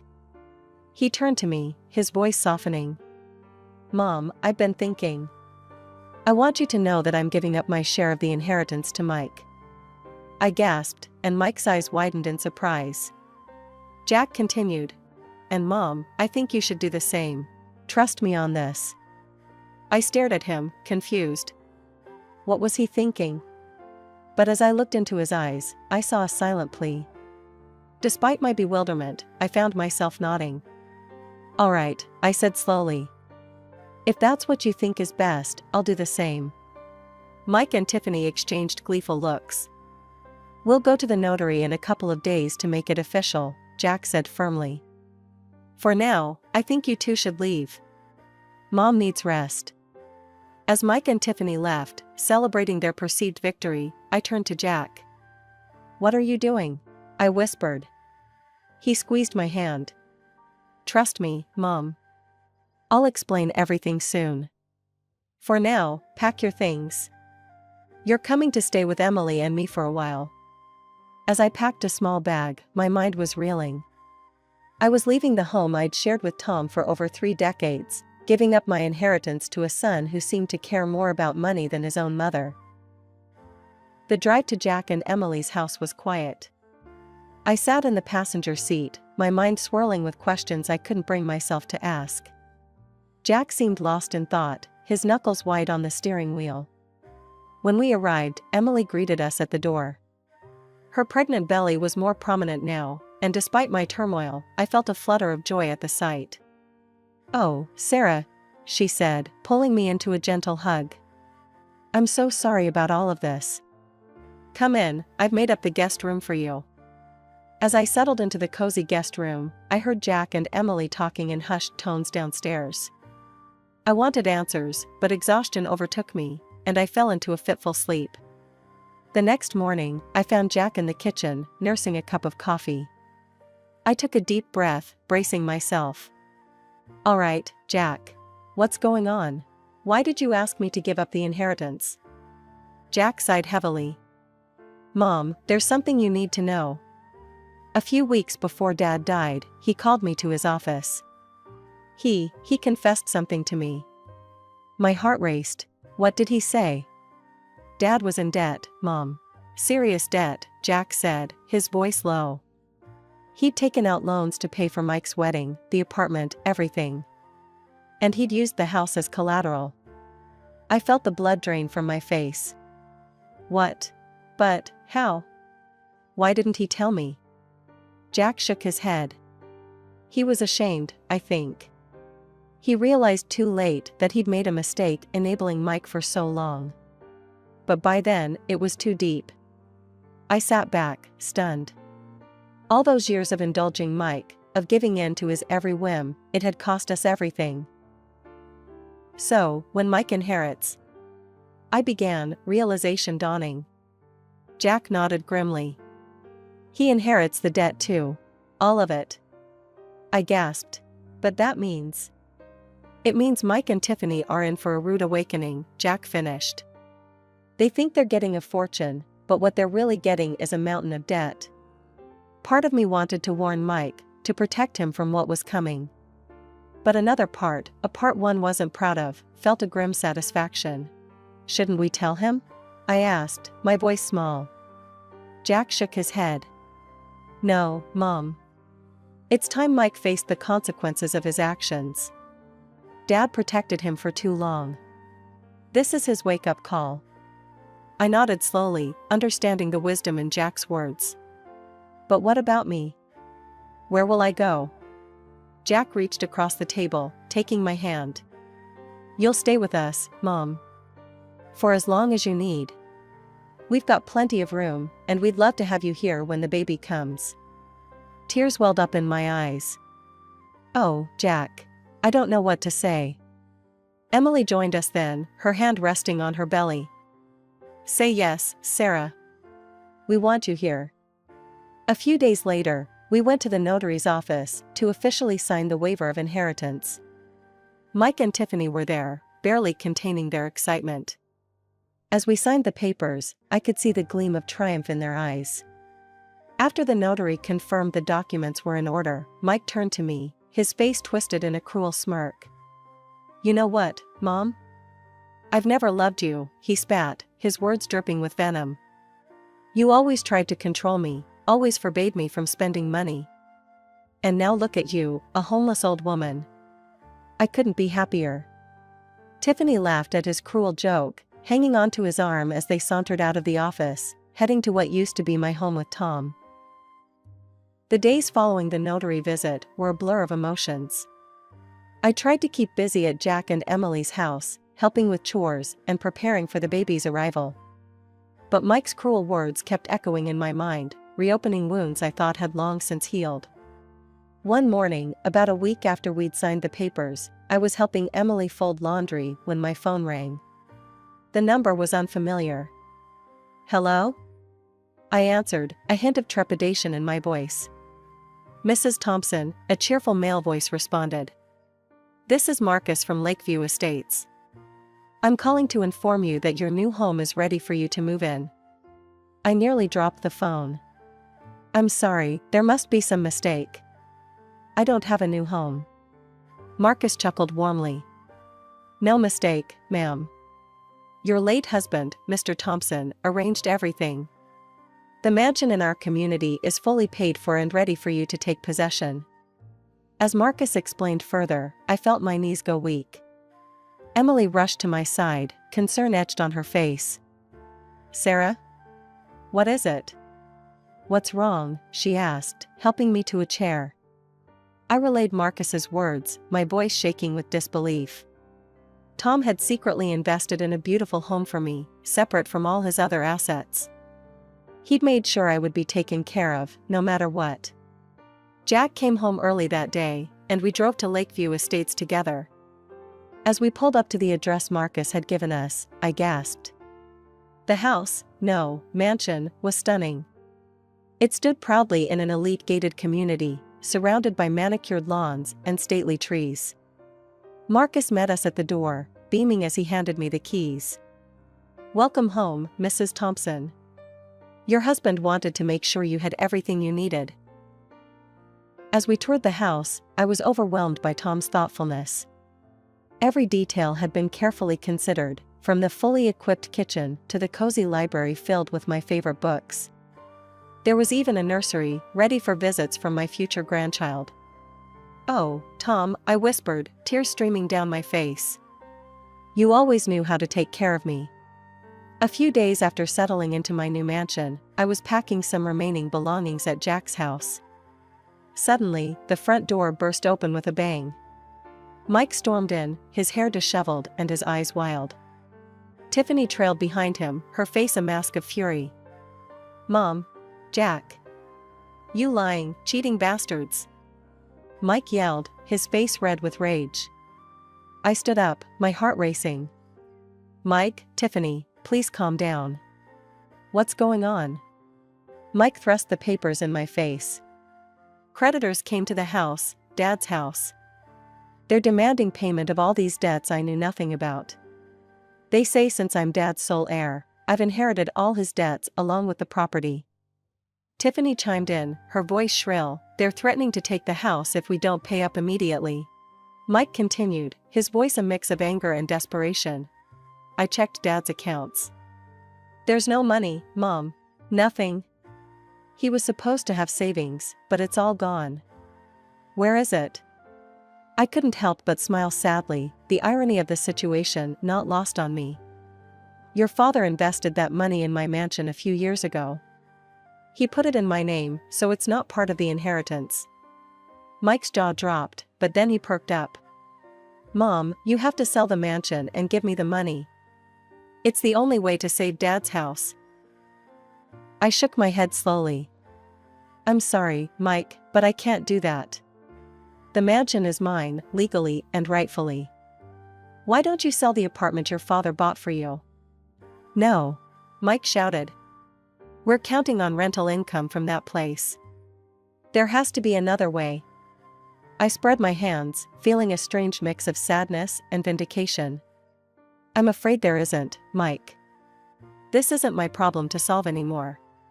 Then, remembering his cruel words from the notary's office, I couldn't resist adding, "Tell me, how does it feel to ask for help from a homeless old woman?" Mike's face flushed an even deeper red, his fists clenching at his sides. For a moment, I thought he might lash out physically. But before he could react, Jack stepped between us. His voice was calm but firm as he said, "That's enough. You've made your choices. Now you have to live with the consequences. Get out of my house." With a firm hand, Jack escorted Mike and Tiffany to the door, closing it behind them with a definitive click. As I settled into my new life at Lakeview Estates, I couldn't help but feel a profound sense of gratitude towards Tom. The community was everything Marcus had promised and more. Elegant homes lined the streets, each surrounded by meticulously maintained gardens. My neighbors were friendly and welcoming, and I soon found myself part of a vibrant social circle. One of the best features of my new home was its proximity to a top-notch medical clinic. Given my age, it was comforting to know that excellent healthcare was just a stone's throw away. One sunny afternoon, as I was tending to my rose bushes, I received a call from my old friend, Margaret. After exchanging pleasantries, she hesitated, her voice taking on a more serious tone. "Sarah, I thought you should know. I've heard some news about Mike and Tiffany." I paused, my heart skipping a beat. "What kind of news, Margaret?" She sighed heavily, before continuing. "Well, it seems they've had to sell both the house and the apartment to pay off their debts. They've moved into a small, cheap rental on the other side of town." I absorbed this information silently, a mix of emotions washing over me. Margaret wasn't finished. "There's more, Sarah. Tiffany, she's left Mike. Apparently, she couldn't handle the downgrade in lifestyle. And Mike, well, he's had to get a job. He's working as a salesman at a local electronics store now. I thanked Margaret for letting me know and sat down on a nearby bench, my mind reeling. Part of me felt a twinge of satisfaction that Mike was finally facing the consequences of his actions, but another part, the mother in me, ached for his pain. As the weeks went by, I heard more snippets about Mike's new life. He was struggling, but for the first time, he was standing on his own 2 feet. There were moments when I was tempted to reach out, to offer help, but I resisted. This was a journey Mike needed to make on his own. My own life, meanwhile, was filled with joy. Jack, Emily, and their newborn daughter, Lily, visited often. The sound of Lily's laughter echoing through the halls of my new home was a balm to my soul. One particularly memorable afternoon, as we sat on the patio watching Lily crawl on a blanket, Jack turned to me with a serious expression. "Mom, I've been thinking about Mike," he said cautiously. I nodded, encouraging him to continue. "I ran into him at the grocery store last week. He looked different. Humbled, I guess. He asked about you. I told him you were doing well. That you missed him. Was that okay?" I reached out and squeezed Jack's hand. "It was perfect, honey. Thank you." As I watched Emily scoop up Lily, peppering her chubby cheeks with kisses, I felt a sense of peace wash over me. Life had taken unexpected turns, bringing both pain and joy. But sitting here, surrounded by the love of my family, I knew that everything would be alright. Everything would be alright.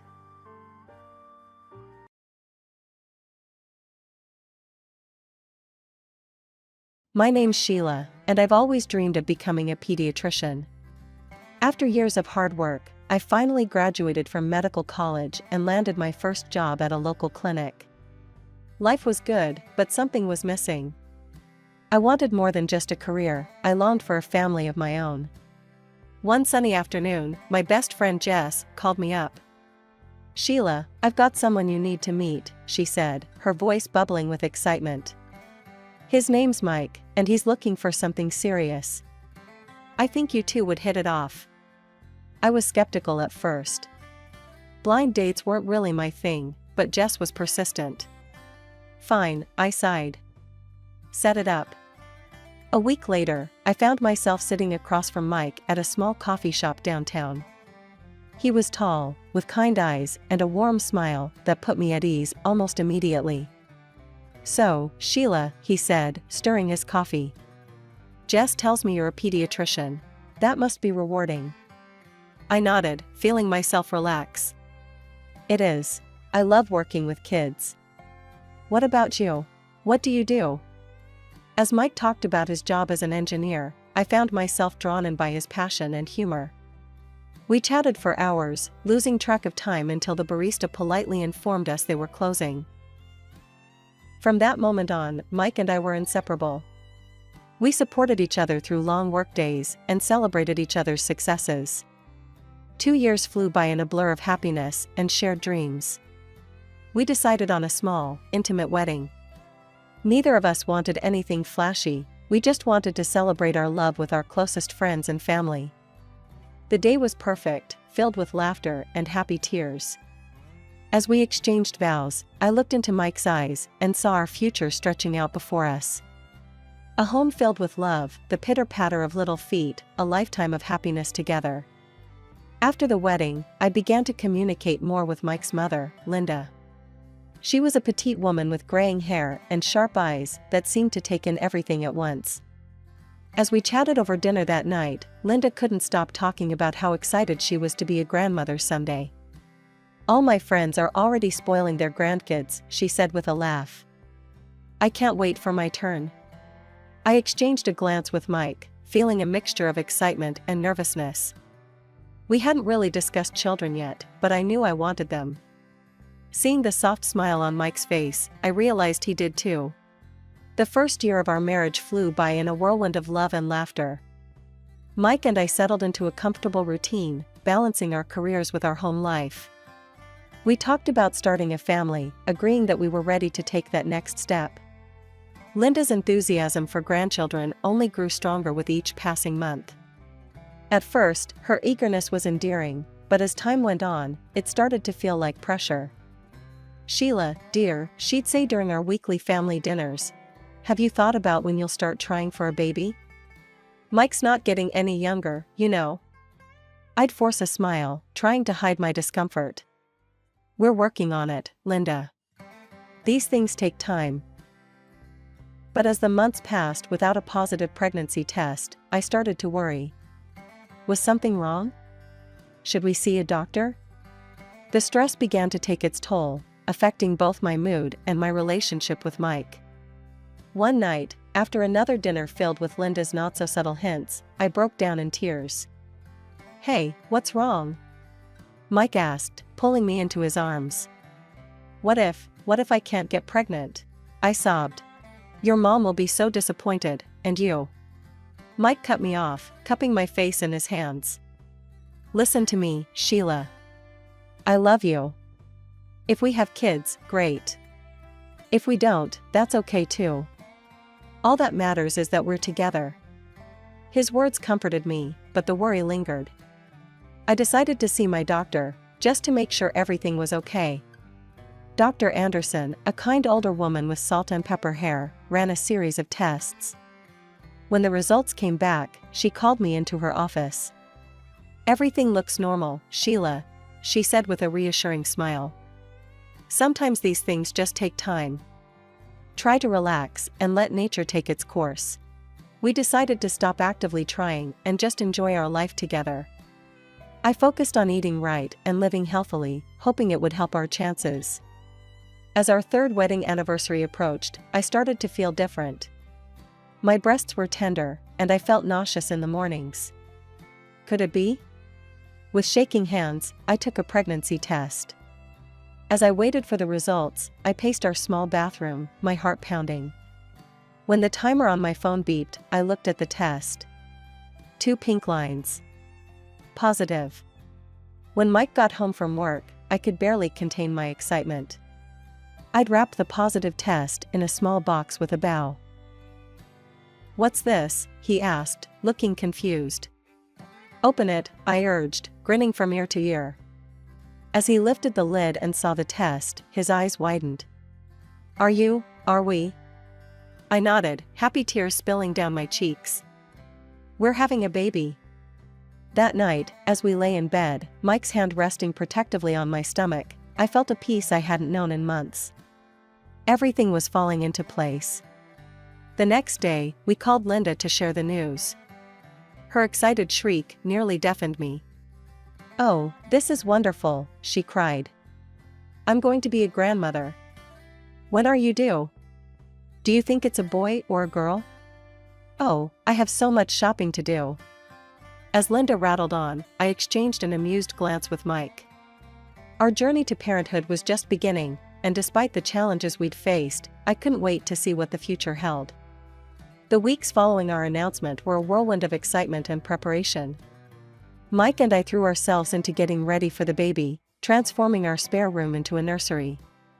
We painted the walls a soft yellow, assembled a crib, and filled drawers with tiny clothes. Linda's enthusiasm knew no bounds. She showered us with gifts, onesies, blankets, toys, and called almost daily with advice and questions. I appreciated her excitement, but sometimes it felt overwhelming. One day, after she'd announced our news to what felt like the entire town, I had to have a word with her. "Linda," I said gently, "we're thrilled you're excited about the baby. But could you maybe tone it down a bit? We're trying not to tell everyone just yet." She looked hurt for a moment, but quickly recovered. "Of course, dear. I'm just so happy. But I understand." At 24 weeks, I had a routine checkup scheduled. That morning, I woke up feeling a bit off, but I brushed it off as normal pregnancy discomfort. I was examining a toddler with an ear infection when a sharp pain shot through my abdomen. I gasped, steadying myself against the examination table. "Dr. Sheila," my nurse, Jenny, asked, concern evident in her voice. "Are you okay?" I opened my mouth to respond, but another wave of pain hit me. This time, I felt something warm trickling down my legs. I looked down in horror to see blood staining my scrubs. "Jenny," I whispered, my voice shaking, "I need help." The next few moments were a blur. Jenny called for assistance, and suddenly I was surrounded by my colleagues. As they prepped me for surgery, I grabbed her hand. "Save my baby," I pleaded, tears streaming down my face. "Please, save my baby." The last thing I remember before the anesthesia took hold was praying for a miracle. When I woke up, the first thing I noticed was the pain, a dull, throbbing ache in my abdomen. Then I realized something was missing. My bump. My baby. Mike was by my side, his eyes red and puffy from crying. When he saw I was awake, he took my hand, squeezing it gently. "Sheila," he said, his voice breaking. "I'm so sorry. They couldn't save the baby." Dr. Rodriguez came in then, her face grave. "Sheila, I'm so sorry for your loss. We did everything we could, but the placental abruption was too severe. We had to perform a partial hysterectomy to save your life. I'm afraid you won't be able to carry children in the future." Her words hit me like a physical blow. Not only had I lost my baby, but I'd lost any chance of ever carrying another child.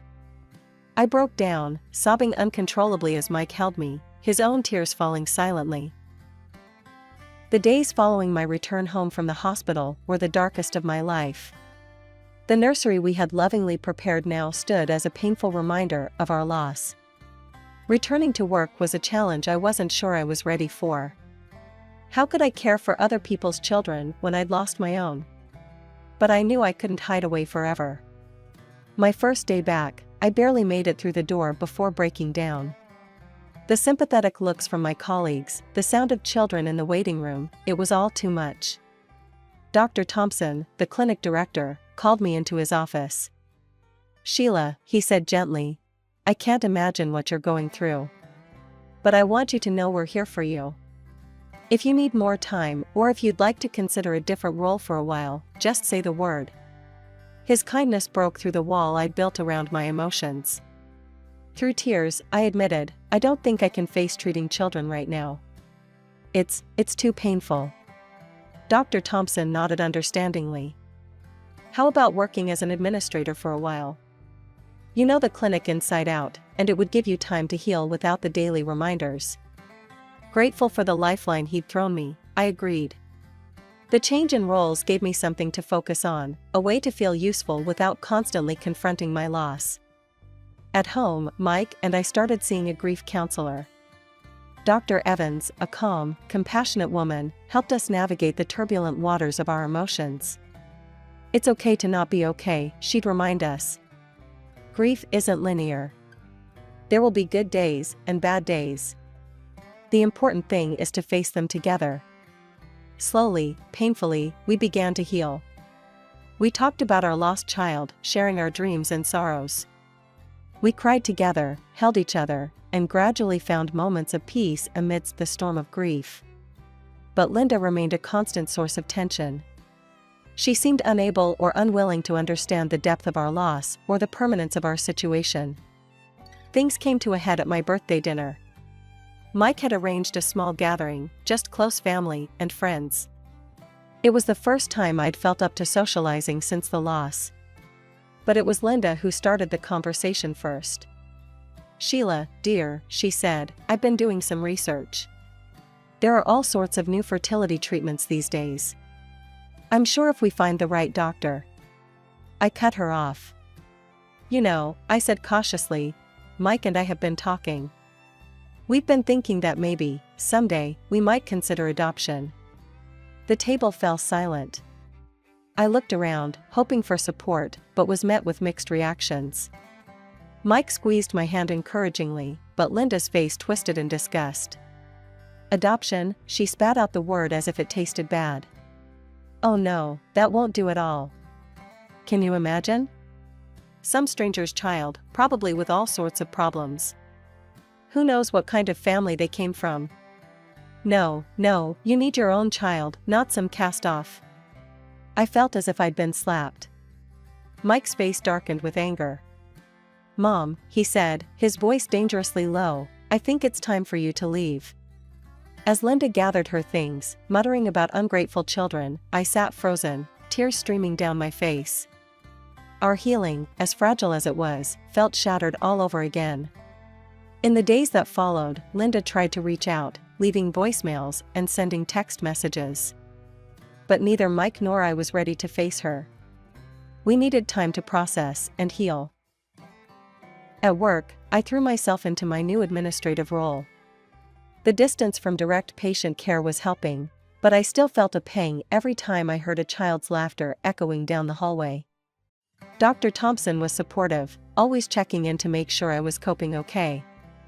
One afternoon, as I was filing some paperwork, I overheard two nurses talking in hushed tones. "Did you hear about Dr. Sheila?" one whispered. "I heard she was drinking during her pregnancy. No wonder she lost the baby." I froze, my heart pounding in my chest. Where had they heard such a horrible lie? I hadn't touched a drop of alcohol since before we started trying for a baby. Shaking, I retreated to the bathroom, locking myself in a stall as tears streamed down my face. How could anyone think that? How could they be so cruel? When I got home that evening, I told Mike what I'd overheard. His face turned red with anger. "That's it," he growled, pulling out his phone. "I'm calling my mother. She's the only one who would spread such vicious lies." I listened as Mike confronted Linda, his voice rising with each passing moment. "How dare you?" he shouted. "Do you have any idea what you've done? If you don't stop this right now, we're going to the police. This is slander, Mom." After he hung up, Mike pulled me into a tight embrace. "I'm so sorry, Sheila. I never thought she'd stoop this low." The next day, the rumors at work seemed to have mysteriously dried up. No one mentioned anything about drinking or my lost baby. It seemed Linda had gotten the message. But our relief was short-lived. A few days later, I opened our mailbox to find a postcard. On the front was a picture of a happy family with young children. When I turned it over, my blood ran cold. In bold letters, someone had written, "You will never be a mother." The postcards kept coming, each one more hurtful than the last. Then, one morning, we opened our front door to find a horrifying sight. A doll, smeared with what looked like blood, hung from our porch with a note attached, "This is what you did to your baby." I collapsed, overcome with grief and horror. Mike caught me, his own face a mask of shock and rage. As he helped me inside, a thought struck him. "The neighbors," he said suddenly. "The Johnsons across the street have security cameras. Maybe they caught something." While I sat trembling on the couch, Mike went to talk to our neighbors. He returned an hour later, a grim look on his face and a flash drive in his hand. "You're not going to believe this," he said, plugging the drive into our TV. The grainy footage showed our porch in the early hours of the morning. A figure approached, hung the doll, and quickly retreated. Even in the poor quality video, there was no mistaking who it was. Linda. We stared at the screen in disbelief. How could she do this? How could a mother be so cruel to her own son and daughter-in-law? We pulled up to Linda's tidy suburban home, its cheerful exterior a stark contrast to the ugliness we were about to confront. Mike took a deep breath, squeezing my hand before we got out of the car. "Ready?" he asked, his voice tight with tension. I nodded, not trusting myself to speak. We walked up to the front door, and Mike rang the bell. Moments later, Linda appeared, her face lighting up at the sight of us. "Mike. Sheila. What a lovely surprise," she exclaimed, reaching out to hug us. Mike stepped back, his face hard. "We need to talk, Mom. Now." Linda's smile faltered, but she ushered us inside. Once we were seated in her living room, Mike didn't waste any time. "We know what you've been doing," he said, his voice cold. "The postcards, the doll." Linda's face went pale, then flushed with indignation. "I don't know what you're talking about."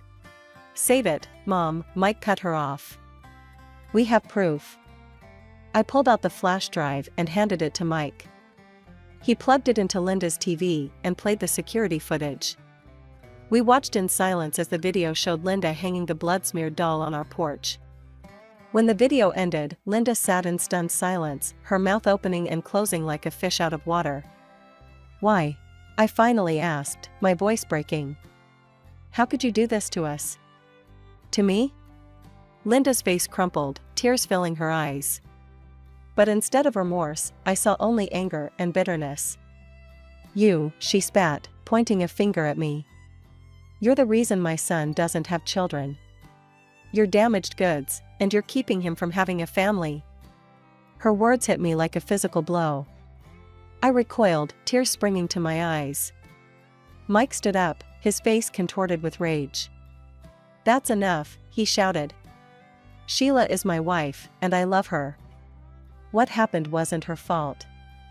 If you can't accept that, if you can't treat her with respect, then you're no longer a part of our lives." As we turned to leave, Linda called out, her voice desperate. "Wait. I'm sorry. I didn't mean. I just wanted grandchildren so badly. Please, don't go." But we didn't look back. We walked out of Linda's house, closing the door on that chapter of our lives. Over the next few weeks, we focused on healing. We continued our sessions with Dr. Evans, working through our grief and the trauma of Linda's actions. Life was just starting to feel normal again when the unexpected happened. An invitation arrived in the mail. Linda was hosting a Thanksgiving dinner and wanted us to attend.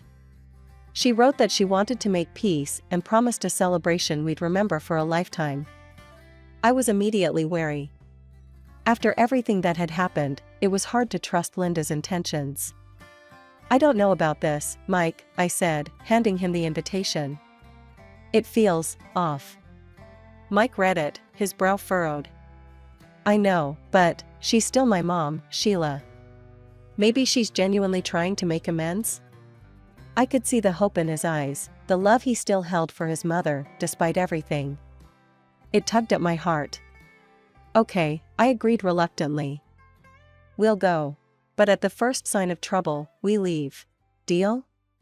When Thanksgiving arrived, we drove to Linda's house with a mix of hope and apprehension.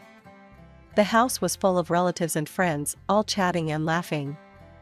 Linda greeted us warmly, as if the past few months had never happened. But then, halfway through the evening, the doorbell rang. Linda excused herself to answer it, and when she returned, she wasn't alone. With her was a woman I'd only seen in old photos, Mike's ex-fiancée, Jessica. My stomach dropped. Something was very wrong. Linda clinked her glass, calling for everyone's attention. "I have an announcement to make," she said, her voice sickly sweet. "As you all know, my dear son Mike has been married to Sheila for a few years now." She paused, her eyes finding mine in the crowd. "Unfortunately, Sheila is infertile and unable to give Mike the children he deserves." A collective gasp went through the room. I felt as if I'd been punched in the gut. Mike grabbed my hand, his face a mask of shock and anger. Linda continued, gesturing to Jessica. "That's why I've invited Jessica here tonight. She and Mike were once engaged, and I think it's time they rekindled that relationship. Jessica can give Mike the family he needs." The room fell silent. I could feel all eyes on me, a mixture of pity and curiosity in their gazes. Mike started to speak, but I beat him to it. Something in me snapped, and all the pain and anger I'd been holding back came pouring out. "How dare you," I said, my voice shaking but strong. "How dare you trivialize what we've been through?" I looked around at the stunned faces of the guests. "You want to know the truth?" "Yes, I lost a baby. We lost a baby. And it nearly destroyed us." I turned to Linda, my anger giving me strength. "And you made it so much worse. You sent us cruel postcards, left horrifying gifts on our doorstep. You spread vicious lies about me." Gasps and murmurs rippled through the crowd. Linda's face had gone pale. "You don't believe me?" I asked the room at large. "Fine. See for yourself." I pulled out my phone, queued up the security camera footage, and played it for everyone to see. The room watched in horror as Linda hung the ketchup-smeared doll on our door. The room was thick with tension following my outburst. Just as I thought things couldn't get any more intense, Jessica, Mike's ex-fiancée, stepped forward and cleared her throat. "If I may," she began, her voice trembling slightly, "I'd like to say something." All eyes turned to her, including Linda's, who looked expectant, as if Jessica was about to save the situation. How wrong she was. "First of all," Jessica continued, "I want to apologize to Sheila and Mike. I had no idea about any of this.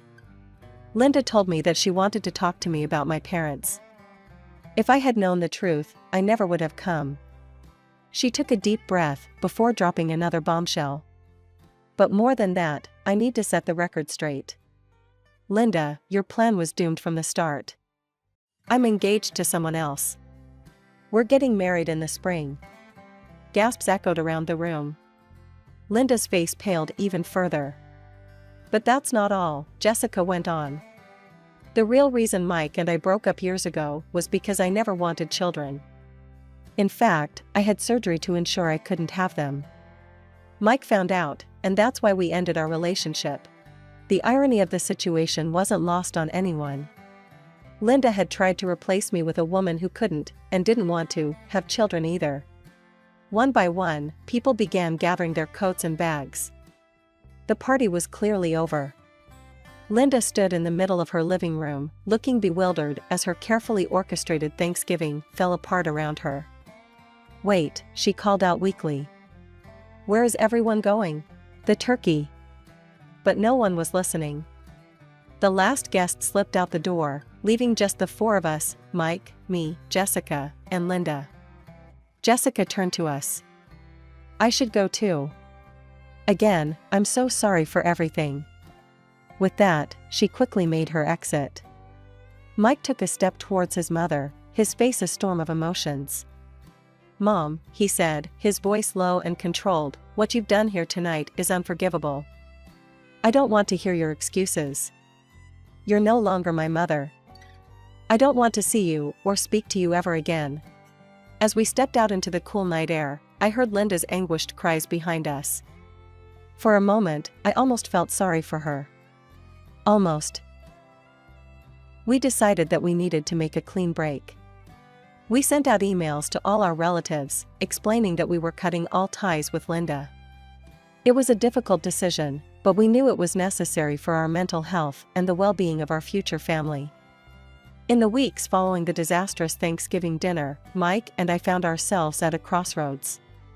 After many long, heartfelt discussions, we made a decision that would change our lives forever. We decided to adopt. The process was lengthy and, at times, overwhelming. We filled out countless forms, underwent home studies, and attended parenting classes. But with each step, we felt more certain that this was the right path for us. Immersing myself in the adoption process allowed me to focus on something positive, pushing the painful memories of Linda's actions to the back of my mind. I even felt strong enough to return to my job as a pediatrician. Just a week later, we received the news we'd been hoping for: we'd been approved for adoption. Our caseworker called to tell us about a 3-year-old boy named Ethan who needed a forever home. The day we met Ethan was one I'll never forget. He was small for his age, with a mop of curly brown hair and the biggest brown eyes I'd ever seen. He was shy at first, hiding behind his social worker's legs, but it didn't take long for his curious nature to win out. "Do you like dinosaurs?" he asked Mike timidly, holding up a worn T-Rex toy. Mike's face lit up. "I love dinosaurs. Did you know that T-Rex had the strongest bite of any land animal ever?" Ethan's eyes widened with wonder, and just like that, a connection was formed. One day, as we were preparing to leave after a visit, Ethan looked up at us with those big brown eyes and asked, "Are you going to be my new mommy and daddy?" Mike and I exchanged glances, our eyes filling with tears of joy. "We'd like to be," I said softly. "Would you like that?" Ethan nodded enthusiastically, then threw his arms around us both. As we drove home that day, my heart felt fuller than it had in years. We still had a long road ahead, paperwork to complete, adjustments to make, a lifetime of love to give. But for the first time in a long time, I felt truly hopeful about the future.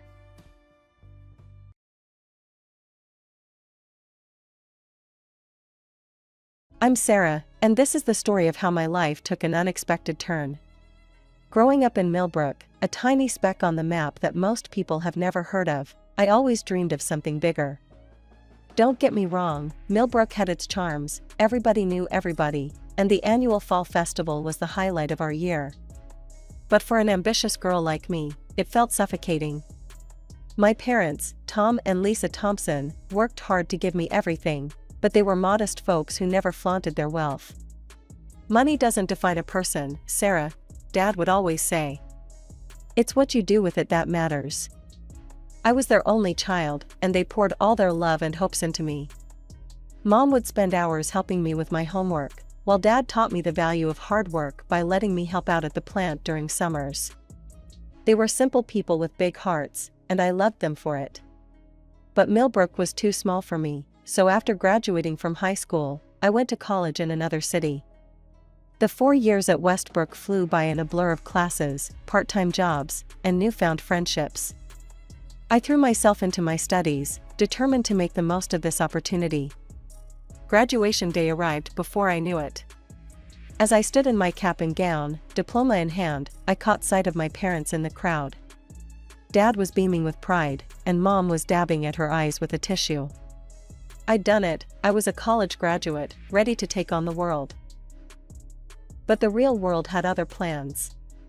The job market was tough, and despite my degree, I found myself struggling to land a position in my field. After weeks of rejections, I finally got an offer as a secretary assistant at Global Trade Incorporated, a large trading company in the heart of the city. It's not exactly what I studied for, I told my parents over the phone, trying to hide my disappointment. It's a foot in the door, Sarah, Dad reassured me.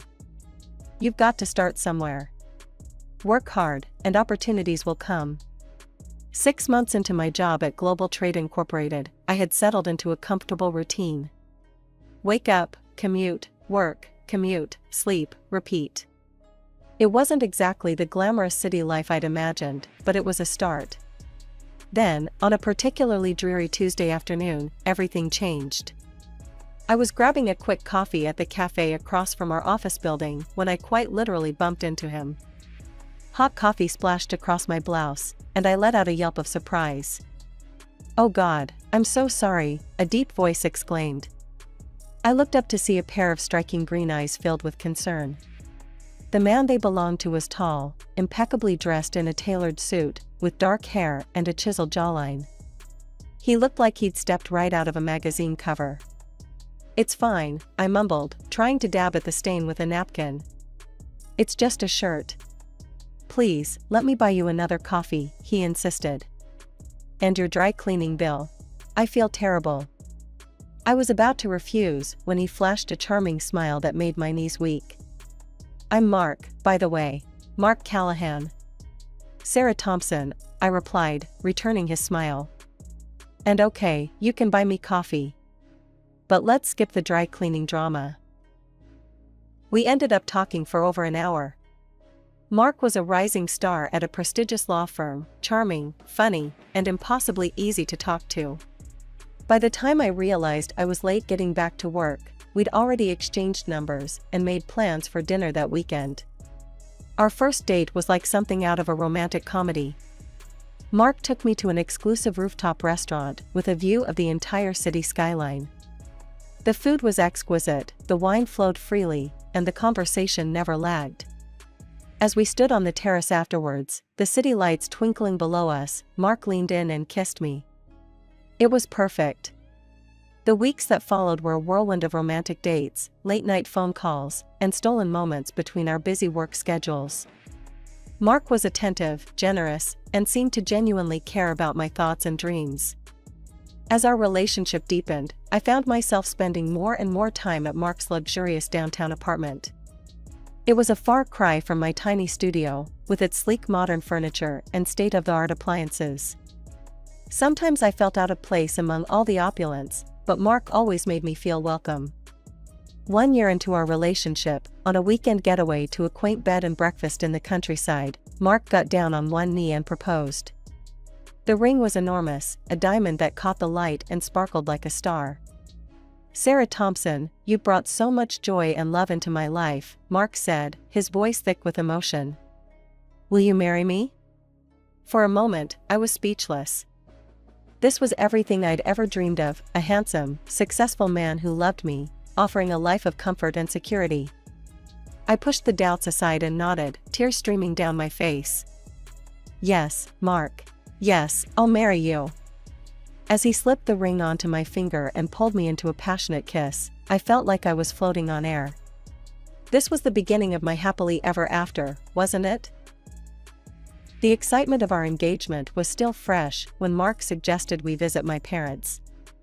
"I want to meet the people who raised such an amazing woman," he said with that charming smile of his. We planned the trip for the following weekend. As we drove into Millbrook, I pointed out familiar landmarks to Mark: the high school where I'd spent my teenage years, the diner where I'd had my first job as a waitress. Mark nodded politely, but I could see his eyes scanning the modest houses and small businesses, with a hint of disdain. We pulled up to the apartment complex, where my parents rented an apartment during the renovation of their house. As we climbed the stairs to my parents' temporary home, I could feel Mark's judgment radiating off him in waves. Mom opened the door before we could knock, her face lighting up with a warm smile. "Sarah, honey," she exclaimed, pulling me into a tight hug. She turned to Mark, her smile never faltering.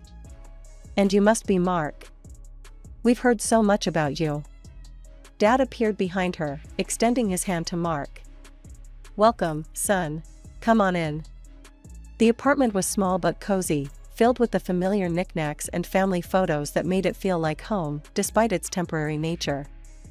I watched nervously as Mark's eyes swept over the modest furnishings and cramped space. As we sat down to eat, the conversation flowed awkwardly.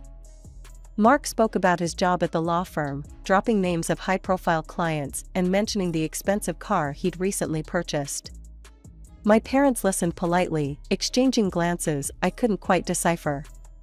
"So, Tom," Mark said, turning to my father. "What line of work are you in?" Dad swallowed a mouthful of food before answering. "I work at a wood processing plant just outside of town." He did not specify his position, true to his modest nature. "Ah," Mark nodded, a hint of condescension in his voice. "That must be interesting work." I felt my cheeks burn with embarrassment, though I wasn't sure if it was on behalf of my parents or Mark. The rest of the meal passed in a blur of stilted conversation and uncomfortable silences. As we drove back to the city, Mark was unusually quiet. Finally, he spoke. "Your parents seem nice. But they're just very simple people. I guess I thought, with you being so polished and all, that they might be different." I opened my mouth to defend my parents, to explain about the renovations, about Dad's business. But something stopped me. A part of me wanted to see how Mark would treat us, if he thought we came from humble beginnings. A few days after our visit to Millbrook, Mark announced that his mother wanted to meet me. "She's eager to get to know the woman who's stolen my heart," he said with a smile that didn't quite reach his eyes. I was nervous as we pulled up to a towering apartment building in the most exclusive part of the city. Mark's mother, Vivian Callahan, lived in the penthouse suite. As the elevator climbed to the top floor, my stomach churned with anxiety. The doors opened directly into a foyer that was larger than my entire apartment. Vivian stood there, a statuesque woman in her early 60s, impeccably dressed in what I assumed was a designer outfit. "Mark, darling," she cooed, air-kissing both his cheeks. Then she turned her piercing gaze on me. "And you must be Sarah." I extended my hand. "It's nice to meet you, Mrs. Callahan." She looked at my hand for a moment before taking it briefly. "Vivian, please. Mrs. Callahan makes me sound so old." The next hour was a whirlwind of designer names I didn't recognize and artwork I couldn't begin to appreciate. Vivian led us through her apartment, pointing out various luxurious items and name-dropping her influential friends. Finally, we settled in the living room. Vivian perched on an antique chaise lounge, while Mark and I sat on a sofa that probably cost more than my yearly salary. "So, Sarah," Vivian began, her voice saccharine sweet. "Mark tells me you work as a secretary?" I nodded. "Yes, I'm a secretary assistant at Global Trade Incorporated." "How quaint," Vivian said, her tone making it clear she thought it was anything but. "And where did you say you were from, dear?" "Millbrook," I replied. "It's a small town about 2 hours from here."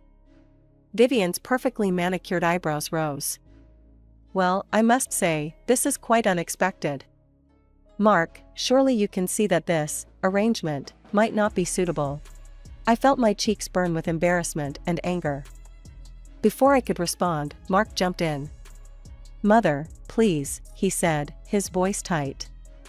"I love Sarah. We're getting married." Vivian let out a dramatic sigh. "Well, if you insist. When is the wedding?" "I'll need time to plan a suitable celebration." "The Astoria ballroom would be perfect, don't you think? We could invite all the right people." "Actually," I interrupted, finding my voice at last. "We were thinking of something more intimate. Maybe a small ceremony in Hawaii, just the two of us." Vivian stood abruptly. "Hawaii? Without guests? Without me?" "I think I need a moment," she said coldly, leaving the room. Mark turned to me, his expression a mix of frustration and disapproval. "Maybe we can find a compromise? Something that makes everyone happy?" Finally, we reached a compromise. We would have our ceremony in Hawaii as planned, but we'd allow Vivian to attend and document the event for her social media. It wasn't ideal, but it seemed like the best way to keep the peace. 4 months after that tense meeting with Vivian, Mark and I found ourselves on a beautiful Hawaiian beach, ready to say our vows. The setting was perfect: golden sand, crystal clear water, and a breathtaking sunset. But the moment was somewhat marred by Vivian's constant presence, her phone always at the ready to capture every moment. The ceremony itself was beautiful, despite Vivian's interruptions. As we exchanged vows, I felt a surge of love for Mark, remembering why I'd agreed to all this in the first place. After the ceremony, Mark pulled me aside. "I have something for you," he said, his eyes twinkling. He handed me a small, elegantly wrapped box. Inside was the latest model smartphone, sleek and expensive. "Now you'll always be in touch," Mark said with a grin. I forced a smile, trying to ignore the pang of disappointment. It was a generous gift, but it felt impersonal, especially for a wedding present. "Thank you," I said, giving him a kiss. "I have something for you too." I handed him a carefully wrapped package. Inside was a painting I'd done myself, depicting the two of us on our first date, overlooking the city skyline. I'd spent weeks working on it in secret. Mark's expression was hard to read as he looked at the painting. "It's nice," he said finally. "Very thoughtful." I couldn't help but feel a twinge of hurt at his lukewarm response. But before I could dwell on it, Vivian swooped in, insisting on more photos. When we returned home, I hoped things would settle into a peaceful routine. For a while, they did. Our life together was filled with love, laughter, and the excitement of building a future together. But as the weeks passed, I began to notice changes.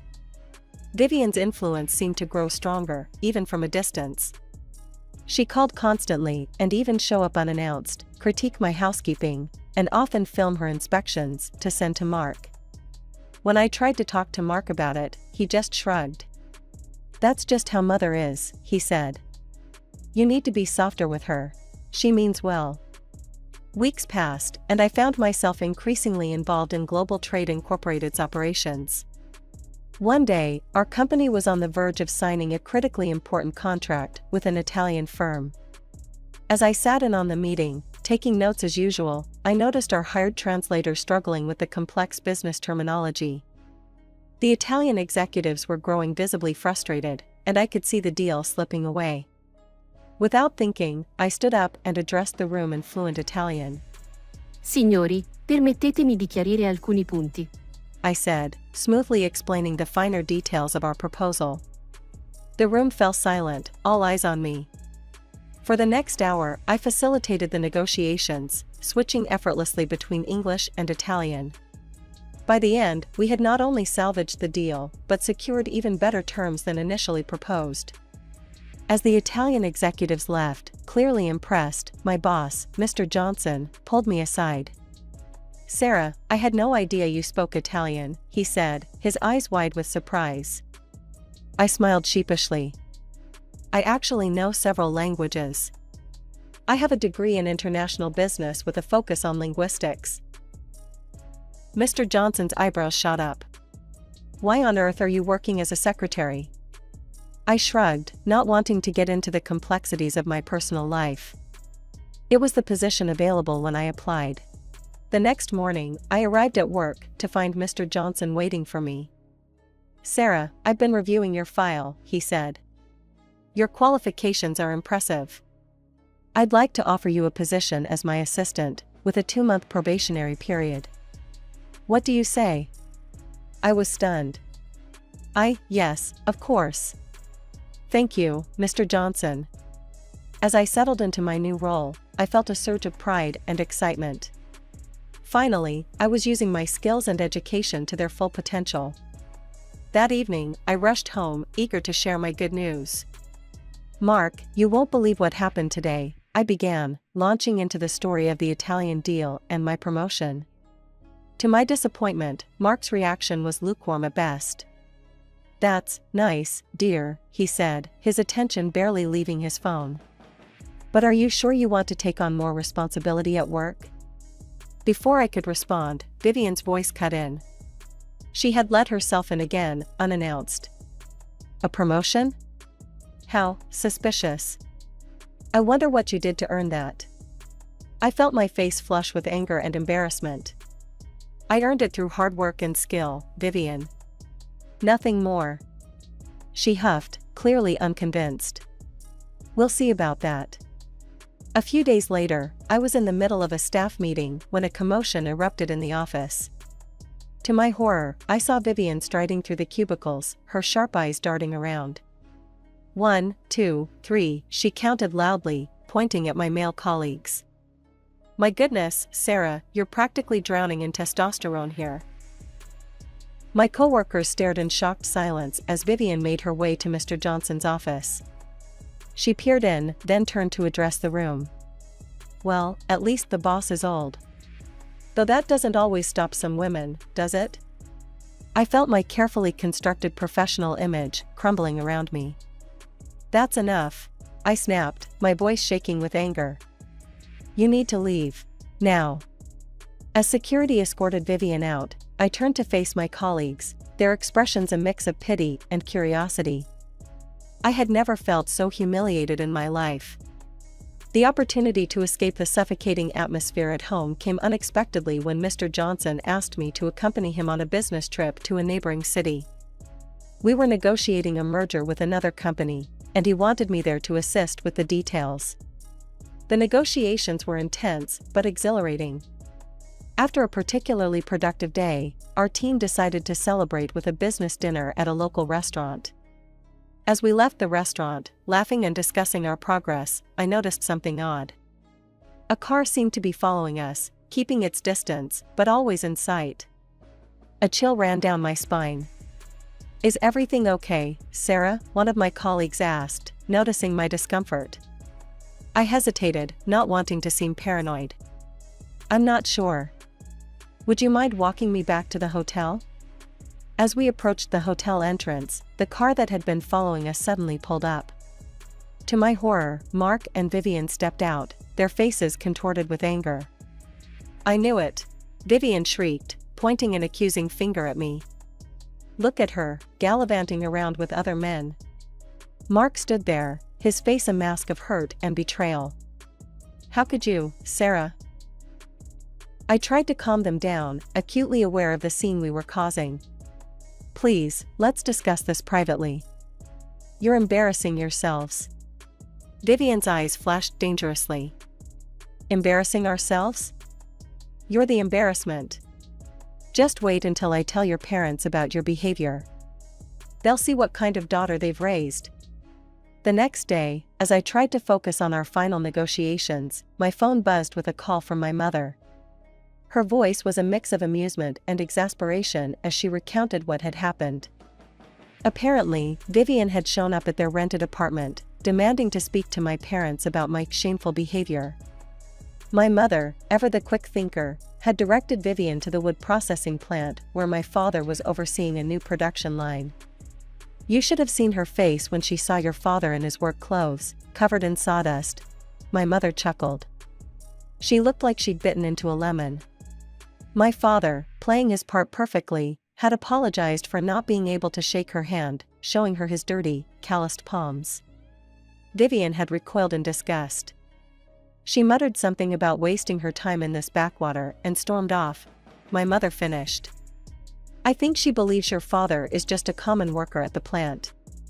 I thanked my mother for the call and hung up, fuming at Vivian. I returned home from the business trip, emotionally drained and dreading the confrontation that awaited me. As I walked through the door, I found Vivian and Mark waiting for me, their faces a mix of disdain and false pity.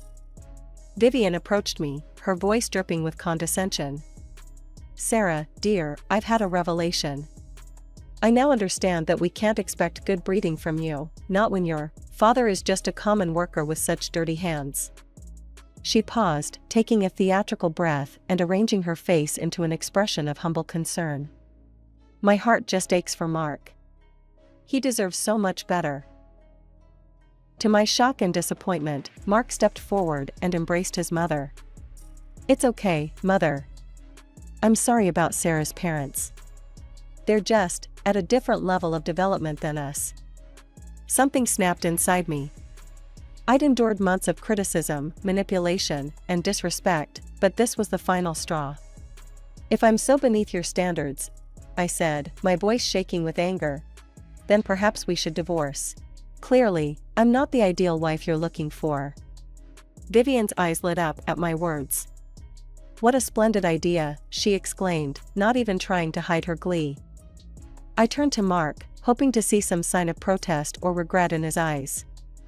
Instead, he just nodded lazily, as if we were discussing something as trivial as what to have for dinner.